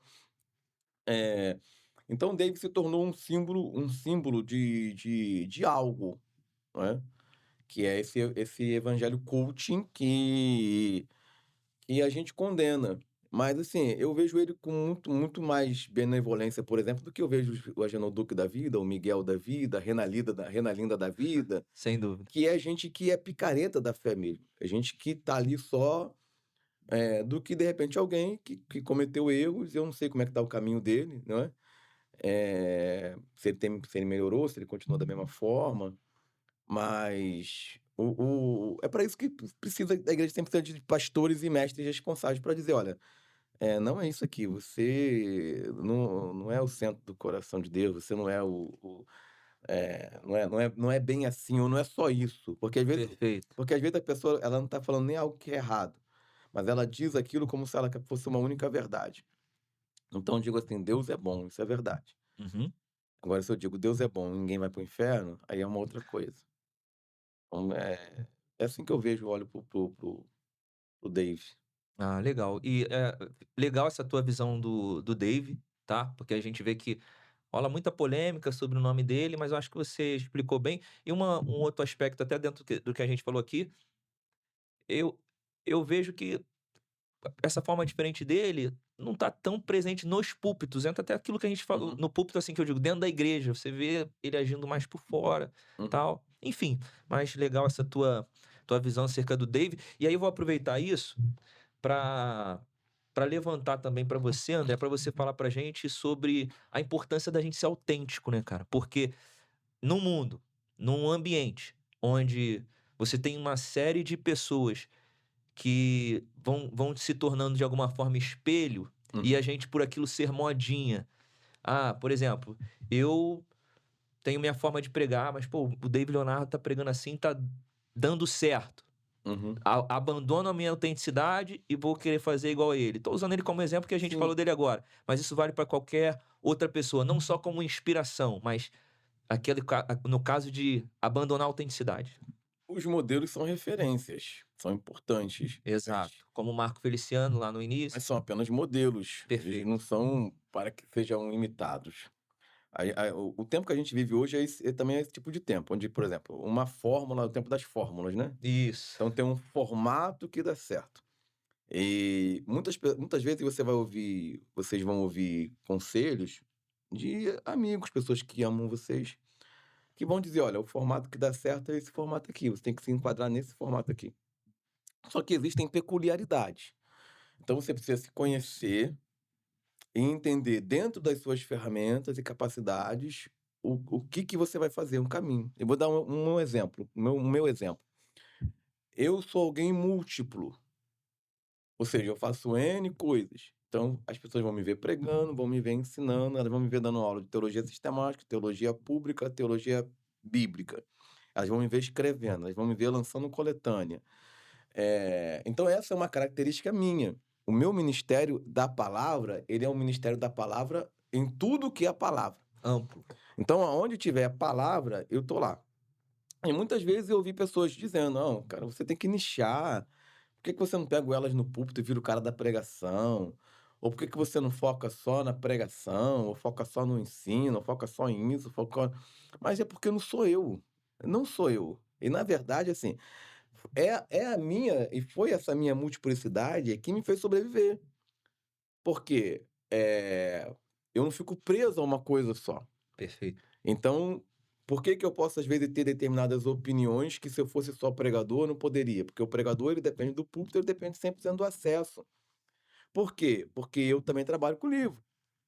Então, tá fechado o púlpito aqui, eu vou fazer revisão, eu vou escrever, eu vou lançar livro, eu vou lançar curso, que são coisas que são da minha característica. Então, para mim, hoje, eu falo isso com tranquilidade, mas para mim foi difícil, me manter fiel a isso, porque ao mesmo tempo você vê que realmente, se você se enquadrar em determinados modelos, fica mais fácil, talvez, de você ter certos resultados. Mas aí a questão até que ponto vale a pena ter resultados quando você abre mão da sua essência ou Da da tua sua autenticidade. autenticidade? Perfeito. E, na verdade, quando a gente vai olhar as pessoas que mais influenciaram no decorrer da história e que fazem a diferença, são pessoas autênticas. A gente falou aqui do Marco Feliciano. O diferencial do Marco era a autenticidade. Exato. Ele veio naquele momento com aquela questão mais pentecostal. E enquanto o momento de maior sucesso dele foi o momento em que ele manteve-se fiel a essa raiz, a essa essência, a Isso. essa Quando ele autenticidade. vai para um outro ambiente, mas ainda assim ele se mantém fiel. Exatamente. E assim a gente vai ver e quantas pessoas de repente falam assim: "Ah, não prega, não faz isso, não faz aquilo". Mesmo quando ele cometeu os erros lá bota 2 querubim na frente, bota 2 Aham, atrás, bota aham. mesmo quando a gente comete erros, mas a gente comete erros que fazem parte daquilo que a gente é, da nossa autenticidade, eu acredito que isso é um diferencial. Então, pô, não vai dar certo desse jeito. Quem é que disse que não vai dar certo? Não vai, pode não dar certo para você, porque você não tem as mesmas características, a mesma personalidade, as mesmas valências, a mesma experiência. Mas mas para mim é outro caminho, né? Então, que vocês aqui que estão assistindo Baixada pode que vocês se mantenham autênticos, porque, cópia tem muito, né, tem muita gente É. parecida, então é bom a gente ser quem a gente é, e é uma liberdade, é um negócio que só quem tem essa liberdade de ser quem é entende, sabe, se E de você cópia olhar e sempre dizer: vai ser cópia, né? "Cópia é Não cópia". é original. Exatamente. E Quanta gente botava lá o o suspensório suspensório, botava o cabelo, mas não era o não Feliciano, era o Feliciano. não era o Não. Feliciano. Então, assim, já deu recado para audiência, eu quero reforçar, porque essa mesa aqui é para isso. Seja autêntico, acredite naquilo que está dentro de você, acredite primeiramente em Deus e naquilo que está dentro de você, naquilo que Deus colocou lá, e rompa, vá em frente. A gente está batendo muito na tecla aqui de uma caminhada do caminho eclesiástico, porque é a história do André, mas isso aqui é para a gente aplicar para todas as áreas da nossa vida. Sim. Seja se você é um contador, se é uma cabeleireira, se você é um empreendedor, mantenha a tua autenticidade sem buscar copiar. Pode se inspirar, pode ser um modelo, mas mantenha a tua autenticidade. É isso, né, André? É isso. E exerce o que você tem no ambiente que você tá. Você falou da minha escrita no Facebook. Eu comecei escrevendo em rede social. Exato. E eu fiquei muito tempo. Eu escrevi meu primeiro livro em 2011, que eu nunca nem lancei, que eu acho hoje que nem quero lançar mais, que para mim já não tem mais sentido. Eu fui publicar em 2016, e o pessoal me chamava de escritor de Facebook, porque eu escrevia no Facebook e não tinha livro. Mas foi no Facebook que eu aperfeiçoei a minha escrita. Então, às vezes a pessoa: "Eu não tenho as melhores condições". Eu começo com o que você tem, onde você Boa. tá, o que que você tem para fazer. E você vai aperfeiçoando. Aí lancei meu primeiro livro e hoje trabalho com literatura, quer dizer, eh, as pessoas estão lendo textos meus que elas nem imaginam onde estão. Eu trabalho como ghostwriter, né, então eu escrevo livro a partir de ideias para outras pessoas, eu faço revisão de livro, eu faço ajuste de linguagem. Mas tudo isso começou com uma semente, ou seja, é um processo. Você entra naquele caminho, você vai caminhando, vai vendo desdobramentos, ou vai abrindo nichos, e você vai construindo isso. E é um processo em construção, né? Porque, por exemplo, eu não sei daqui a 5 anos que talvez eu esteja fazendo alguma coisa que na minha visão agora, eu não consigo ver. Uhum. Algumas cores eu tenho planos, mas, seja autêntico, use a ferramenta que você tem, no contexto que você tem, não fique esperando os melhores momentos, não fique esperando validação, porque Perfeito, senão você não faz. Não perfeito, faz. perfeito. André, a gente tá caminhando já pra gente finalizar, mas eu não posso deixar de fazer algumas mais 2 ou 3 perguntinhas aqui, ouvir tua opinião, o que que você tem pra falar pra gente sobre esses temas. Primeiro, nessa caminhada para o final, o racismo dentro da igreja. Você vê que isso existe, a gente vem da Baixada Fluminense, uma Uhum, população, majoritariamente, misturada, sim. negra, mas como é que você vê isso dentro da igreja, o racismo? O que que a igreja pode fazer dentro disso? Porque é um discurso que às vezes eu vejo que ele foi sequestrado por outros por Uhum. outras pessoas, por outros nichos, eu acho que falta um pouquinho pra gente. Fala um pouquinho aí, o que que você pensa? Ok, vou falar um pouquinho acelerado, porque é um tema bastante denso, né? A igreja brasileira, graças a Deus, ela não tem um nunca teve uma teologia, uma liturgia racista. Certo. Eh, Principalmente a igreja pentecostal, né. Então, quando o pentecostalismo surge lá em Azusa, ele mistura negros, hispânicos e brancos. No contexto americano, isso é vencido e, na verdade, o que se estabelece lá é uma igreja Assembleia de Deus branca e uma igreja negra, que é o que permanece lá. A gente vê isso em filme. Culturalmente, tá lá a igreja branca, a igreja negra e o que a gente chama de gospel é música negra religiosa, tanto o lamento quanto a música de cântico. No contexto brasileiro, não é assim. Negros e brancos dividem o mesmo espaço, crescem juntos, aprendem juntos, etc, etc, etc. E você tem casos esporádicos de racismo. Então a igreja brasileira ela não é racista institucionalmente, nunca foi, e sempre foi um lugar aonde isso pouco ocorreu. O que acontece na igreja, como espelho da sociedade, é que o racismo que existe na sociedade, ele acaba aparecendo na igreja nas questões, sociológicas. Por exemplo, convenção da CJDB, convenção de Madureira, Belém do Pará. Quantos negros dirigiram? Nenhum. Então, se você pegar onde está o poder, você vai ver que negros e mulatos não estão lá. E se você faz a conta, proporção populacional, proporção de liderança, Exato. a igreja está espelhando um modelo cultural, não de maneira pensada, mas ela também não está pensando ao inverso. Então isso acontece, que é o que a gente vê. Por exemplo, eu não me lembro de ter ido no médico e ter sido atendido por um médico negro. Eu não me lembro. Eu não Uhum. me lembro. Até enfermeira é difícil. Exato. Eu tenho Você algumas vê os opor técnicos, enfermeiro mesmo. eu vou em aeroporto, tu para assim, tu olha, tu fala, tu não vê. Assim, a proporção, ou seja, você vê que há espaços em que o mulato o negro, ele quase não acessa. Exato. Então, quando você olha para a sociedade, você vê que na linha para baixo, essa população que já é majoritária é ainda mais majoritária. Quando você vai olhar para presídios, quando você vai olhar para a população de rua, por exemplo. E os melhores lugares é minoritário. Então você tem um tipo de racismo que é o racismo cultural, que é o quê? As pessoas se espantam quando elas veem um negro num lugar diferente. Elas se espantam, Aham. elas se espantam. Então, na verdade, se a gente saísse daqui agora e entrasse numa Porsche, as pessoas iam ficar olhando. Exato. O guarda ia te parar, porque eles ainda não têm essa cultura. Não por maldade, né, algo, Tá lá tá dentro, lá dentro, tá até lá dentro. inconsciente, né. Exatamente, faz parte da imaginação, é o que o Paulo Cruz chama de subalternização do negro. É a ideia de que o negro está num lugar subalterno, que é o que é a maioria da realidade. Eh, a igreja, eu acredito que tem caminhado bem nesse aspecto, não é? Isso não significa que não pode conscientizar mais, falar mais, Falar mais, esse é o principalmente porque o ponto. pentecostalismo é aonde você está trabalhando com a maioria da população.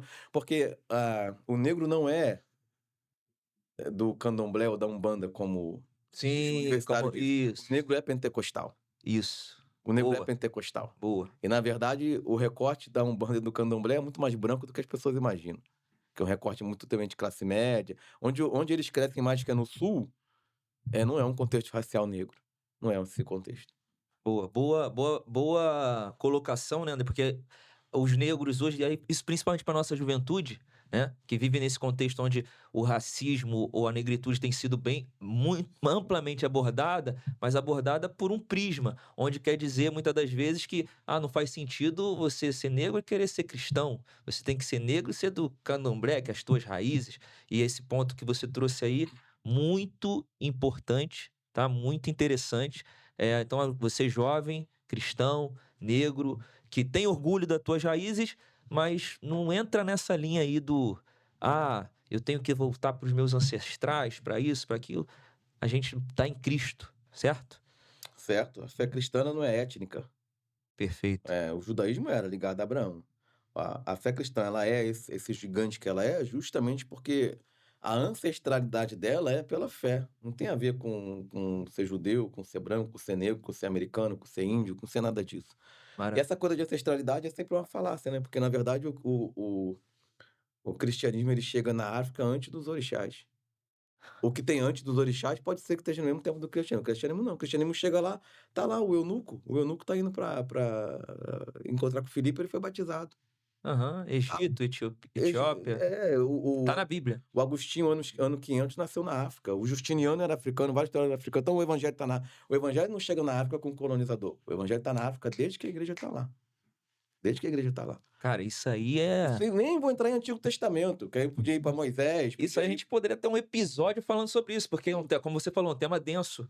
E você está falando coisa Para aqui, isso que André. serve teologia, porque senão você acaba sendo enganado por certos discursos. Exato. E você está falando coisas aqui que eu confesso que é pouco falado, tá? E aí a gente às vezes fica, até para quem não tem o conhecimento, a gente fica receoso quando a gente vê o outro lado apontando. Uhum.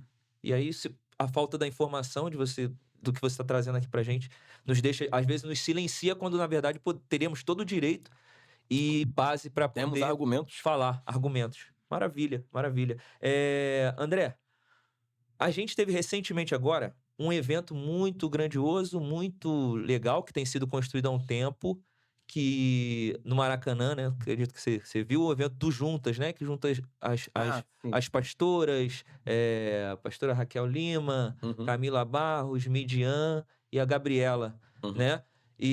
Mas por que eu tô falando desse evento? Que é um evento que foi marcante para nossa cidade, só mulheres, você vê um Maracanã cheio de mulheres, um Sim. ambiente além de ser um ambiente secular, bem voltado para a masculinidade, você vê cheio de mulheres louvando o Senhor, foi muito lindo.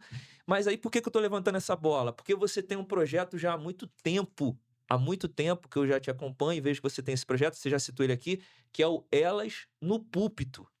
Então começou quando, mais ou menos? 2020. 2020. Então, olha só, pessoal, desde 2020 o André, pregador, mestre, escritor, filósofo, intelectual, tem um projeto, Elas no Púlpito. Há muito tempo ele vem pregando, discursando acerca desse, eu vou usar a palavrinha da moda, apesar de não gostar muito, desse empoderamento feminino nos Uhum. púlpitos, trazendo essa importância delas participarem. E aí quero abrir agora para você falar um pouco desse teu projeto, como é que ele está hoje, tá? Aproveitando esse gancho, a gente vê mulheres fazendo um evento como esse, é gratificante. Você tem essa luta, esse Uhum. incentivo já há um tempo, tem um projeto que está em andamento. Para você, mulher, que viu ali o que aconteceu no Maracanã e que já vem acontecendo há um tempo, que quer se aperfeiçoar, quer avançar dentro do teu ministério, vamos ver aqui o que o André tem para falar para gente dentro desse projeto Elas no Púlpito. Começou na pandemia, né? Eu estava lançando vários cursos, eu lancei cursos sobre diversos assuntos. Eu lancei curso de habilidade também, lancei curso para escrita, lancei curso para mestre, lancei curso para pregação. E me deparei com um interesse e uma sede muito maior no público feminino. Eu tinha lançado, na verdade, dois projetos, né? Chamava originalmente Projeto Apolo e Projeto Priscila. O Projeto Priscila fez muito mais sucesso e eu percebi que havia uma necessidade maior. Então, abandonei os demais e me concentrei no Projeto Priscila, que depois eu mudei para Elas no Púlpito. Legal. Aproveitei a minha experiência no campo do seminário. Você lembra que eu gostava muito da aula de homilética e hermenêutica, eu sempre gostei muito de dar essas aulas. E eu criei um conteúdo, que não é um conteúdo específico para mulheres, mas é um conteúdo diferente do conteúdo do seminário. Até porque no seminário a gente tem 4 aulas para falar de todo aquele conteúdo. Então eu fiz aulas específicas sobre determinados assuntos, como uma aula só para contexto, e eu criei algumas aulas. O diferencial delas no púlpito é que boa parte do conteúdo, 50% do conteúdo, pelo menos 70%, é um conteúdo criado mesmo, né? Uma inovação. Então eu misturei gênero literário e pregação. Como, por exemplo, tem uma aula que eu ensino como pregar narrativa. Aí eu fui estudar narrativa, personagens, o que que é o coadjuvante, o que que é o personagem principal, as dinâmicas da narrativa, diálogo, local, geografia, enfim. E aí juntei e fiz isso como pregar poesia, como pregar profetas, como pregar parábolas. Fiz uma aula só de aplicação. Legal. E percebi que além dessa questão didática, de ensinar, tinha a questão do incentivo mesmo, né, porque ainda é mais difícil para a mulher acessar o púlpito do que para o homem. Ela ainda precisa fazer um esforço maior, eu acho que elas têm essa consciência, e até de mais qualidade também, né, elas acabam se cobrando mais também. E agora a gente está voltando ao vivo, depois de um tempo, eu gravei esse curso em São Paulo, ficou muito bem gravado, mas agora dia 1º de outubro a gente está voltando ao vivo, estamos montando uma turma. Devo estar com 20 alunas, acho que até o final do mês a gente chega a umas 35 pelo menos. E a gente vai fazer ao vivo de novo, 2 vezes por mês, durante 6 meses, essas 12 aulas. Eh, então virou um projeto, além de ensinar, né, eu tenho uma página no Instagram, @elas no púlpito, de incentivar o ministério feminino no púlpito, da pregação. E Maravilha. não é só pregadoras, mas, por exemplo, eu tenho alunas que são dirigentes de oração, que de vez em quando dá uma palavra, dá uma saudação, ou de vez em quando prega, diaconisas, Uhum. assim como tem pastoras, missionárias.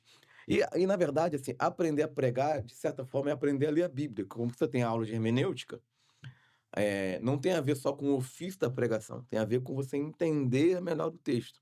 Você entende melhor o texto para pregar também, mas você precisa entender o texto independente de pregar ou não. Então é um projeto que foi muito importante para mim na pandemia, né, me ajudou muito financeiramente também.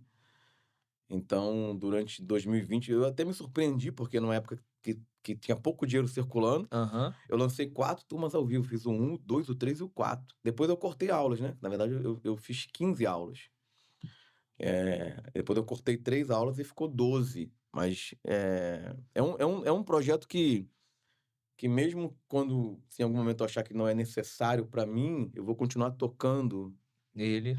pela importância que ele tem na minha história e pela importância que ele tem em si mesmo. Eu acho que é muito importante a gente estar conscientizando mulheres e incentivando elas. E a relevância que eu tenho certeza que teve para a vida de cada uma dessas mulheres. Então você, mulher, seja jovem, pastora, qualquer idade, qualquer fase da vida, se tiver interesse, você já foi dado o arroba aqui, procura o mestre André Luiz, ele vai estar, manda mensagem no direct que ele vai estar te direcionando, algo que ele já incentiva há tempos, tá? Então isso aí também é bem legal. Última pergunta sobre, só para a gente aproveitar mais assim o teu lado intelectual, o jogo bem rápido, André, pré ou pós-tribulacionista? Perguntinha da moda. Pré-tribulacionista, mas não dogmático. Escatologia não dá para ser dogmático. Tá, até porque, né, tá tudo dentro do âmbito do vai acontecer, não é Jesus vai voltar é o que está claríssimo para todo mundo. O processo é teologia. perfeito. Só para diferenciar, o que que é o pós-tribulacionista? O pós-tribulacionista é aquele que acredita que Jesus vem após a tribulação, ou seja, que a igreja vai passar por todo o período da tribulação, selos, taças, trombetas, anticristo, Certo. besta, falso profeta. E o pré-tribulacionista é aquele que acredita que o arrebatamento o secreto ocorre antes e a igreja não passa por esse período. E depois tem uma segunda fase da segunda vinda, né, Isso, que entre seria a aspas. revelação, né? Ou seja, Jesus vem fisicamente para reinar. Então tem essa divisão. Maravilha. No pós-tribulacionismo, a gente pode estar até vivendo a grande tribulação Exatamente, seria isso. sem saber. Isso. Tá? Então, beleza? Para você que tem essa dúvida aí, tá o pensamento, a linha teológica do nosso mestre André Luiz, pré-tribulacionista, também sou e quero que seja, meu irmão, porque eu Uhum. não quero passar pela grande tribulação, não. É, Mas, cara, eu penso como você falou no sentido, Jesus vai voltar. Se é antes, se é depois, aí tem é por que brigar por causa teologia, disso. exato, não tem por que brigar. É, São pensamentos, isso não interfere na salvação. sim, Se a sim. gente estiver na grande tribulação agora ou não, Uhum. não é isso que vai interferir na É. nossa, eh, salvação. André, quero te agradecer, cara, pela tua presença aqui. O bate-papo foi bem legal. Apesar de nos conhecermos há tempo, conheci coisas acerca da tua vida, da tua trajetória que eu não sabia. Uma história de verdade muito inspiradora. Espero que todos vocês também se inspirem e aprendam com a história do nosso mestre André Luiz. Eu queria ter mais tempo para a gente poder falar, mas o tempo é curto. Eu prometo que eu trago ele aqui numa nova oportunidade. Aí a gente já não precisa mais falar sobre a vida, né? Aí a gente já pode ir já nas questões mais técnicas, polêmicas, enfim, teológicas. Então, André, muito obrigado pela tua presença, tá bom, meu amigo? Que Jesus te abençoe, te prospere, te faça alçar voos ainda maiores. Nós somos da Baixada Fluminense, né? Essencialmente. Ah, viemos de um lugar aonde tudo dizia que não somos milionários, não estamos nos primeiros lugares, mas certamente rompemos algumas bolhas, né? Porque da onde a gente veio é mais difícil, mas não é impossível. Então, meu amigo, vou abrir aí para você divulgar teus projetos, suas redes sociais, agradecer também dar a tua palavra final. Fala aí tuas redes sociais, teus projetos, livro, tá contigo aí. Amém. Eu quero agradecer meu amigo pastor William pelo convite, o Baixada Pode. Deus abençoe, prospere, multiplique sempre em nome de Jesus. Amém. Dizer que a gente deve ser grato pela caminhada que nós construímos, não é? A gente sempre quer mais, a gente precisa valorizar. Então, quantos obreiros que ficam numa escala aí e demoram 3 meses para pregar? Se eu for colocar na ponta do lápis, quantas vezes eu preguei, quantas aulas eu dei, quantos lugares eu fui, talvez, comparando com outras trajetórias, seja pouco. Aham. Mas comparando com aquilo que eu tinha de perspectiva quando eu me converti, que era nenhuma, ou quando eu comecei no ministério, que eu não tinha ideia do que Deus ia fazer, então eu vejo que eu consegui caminhar bastante. Eu louvo a Deus por isso. E que esse podcast seja um incentivo para muitos ministérios, que muitos negócios Amém. comecem nesse podcast, que Amém. muitos ministérios comecem nesse podcast, que muitas viradas de vida e conscientizações aconteçam nesse podcast. Esse é o meu sincero desejo. E a gente vai estar aí seguindo aí. Segue lá o @mestre André Luiz, tá bom? Tem o mestre lá. No Facebook tem o mestre lá também. Segue o @elas no púlpito, tá bom? E lá tem o nosso trabalho como escritor, como professor, como pregador e trabalhando nessa área de intelectualidade e de sociedade. Deus abençoe a todos.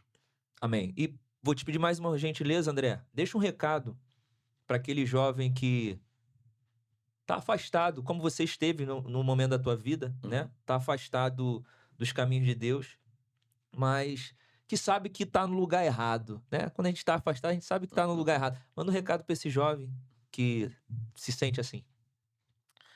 Muitas pessoas se afastam da igreja por N motivos. Às vezes se sentem magoadas, traumatizadas. Muitas das vezes elas têm razão, outras vezes não têm razão. Então eu não sei o motivo pelo qual você está afastado do evangelho, mas eu quero dizer para você que a igreja é um lugar de bênção, a igreja é um lugar de comunhão, de fraternidade, que uma experiência que você teve ruim com um determinado ministério, ou pastor, ou igreja, não representam todas as experiências que você possa ter na vida. Eu tenho a dizer que eu não sei o que seria da minha vida sem o evangelho, porque o evangelho me deu compreensão da vida e de tudo que eu sou hoje. E eu tenho certeza que o evangelho ele só vai somar na sua vida, tanto aqui quanto na eternidade. Então, que esse episódio aí seja um despertar para você voltar, ou se você não é cristão, para você Perfeito. se dê a oportunidade de conhecer melhor o evangelho. Maravilha. Pessoal, agradeço a todos que estão aqui nos assistindo, nos ouvindo, que todo esse episódio, a história do mestre André Luiz, seja uma inspiração para a sua vida, para a tua trajetória, que seja uma virada de chave para que você viva uma vida de autenticidade, uma vida de vencer desafios, de não se abalar com as críticas, tá? Porque esse é o objetivo aqui dessa mesa do Baixada Pod. Nos siga nas nossas redes sociais, siga lá no Instagram, @baixadapod.ofc, no YouTube, nosso canal baixadapod.ofc também, para que você não perca nada, porque a Baixada pode, você pode, nós podemos. Deus abençoe a todos.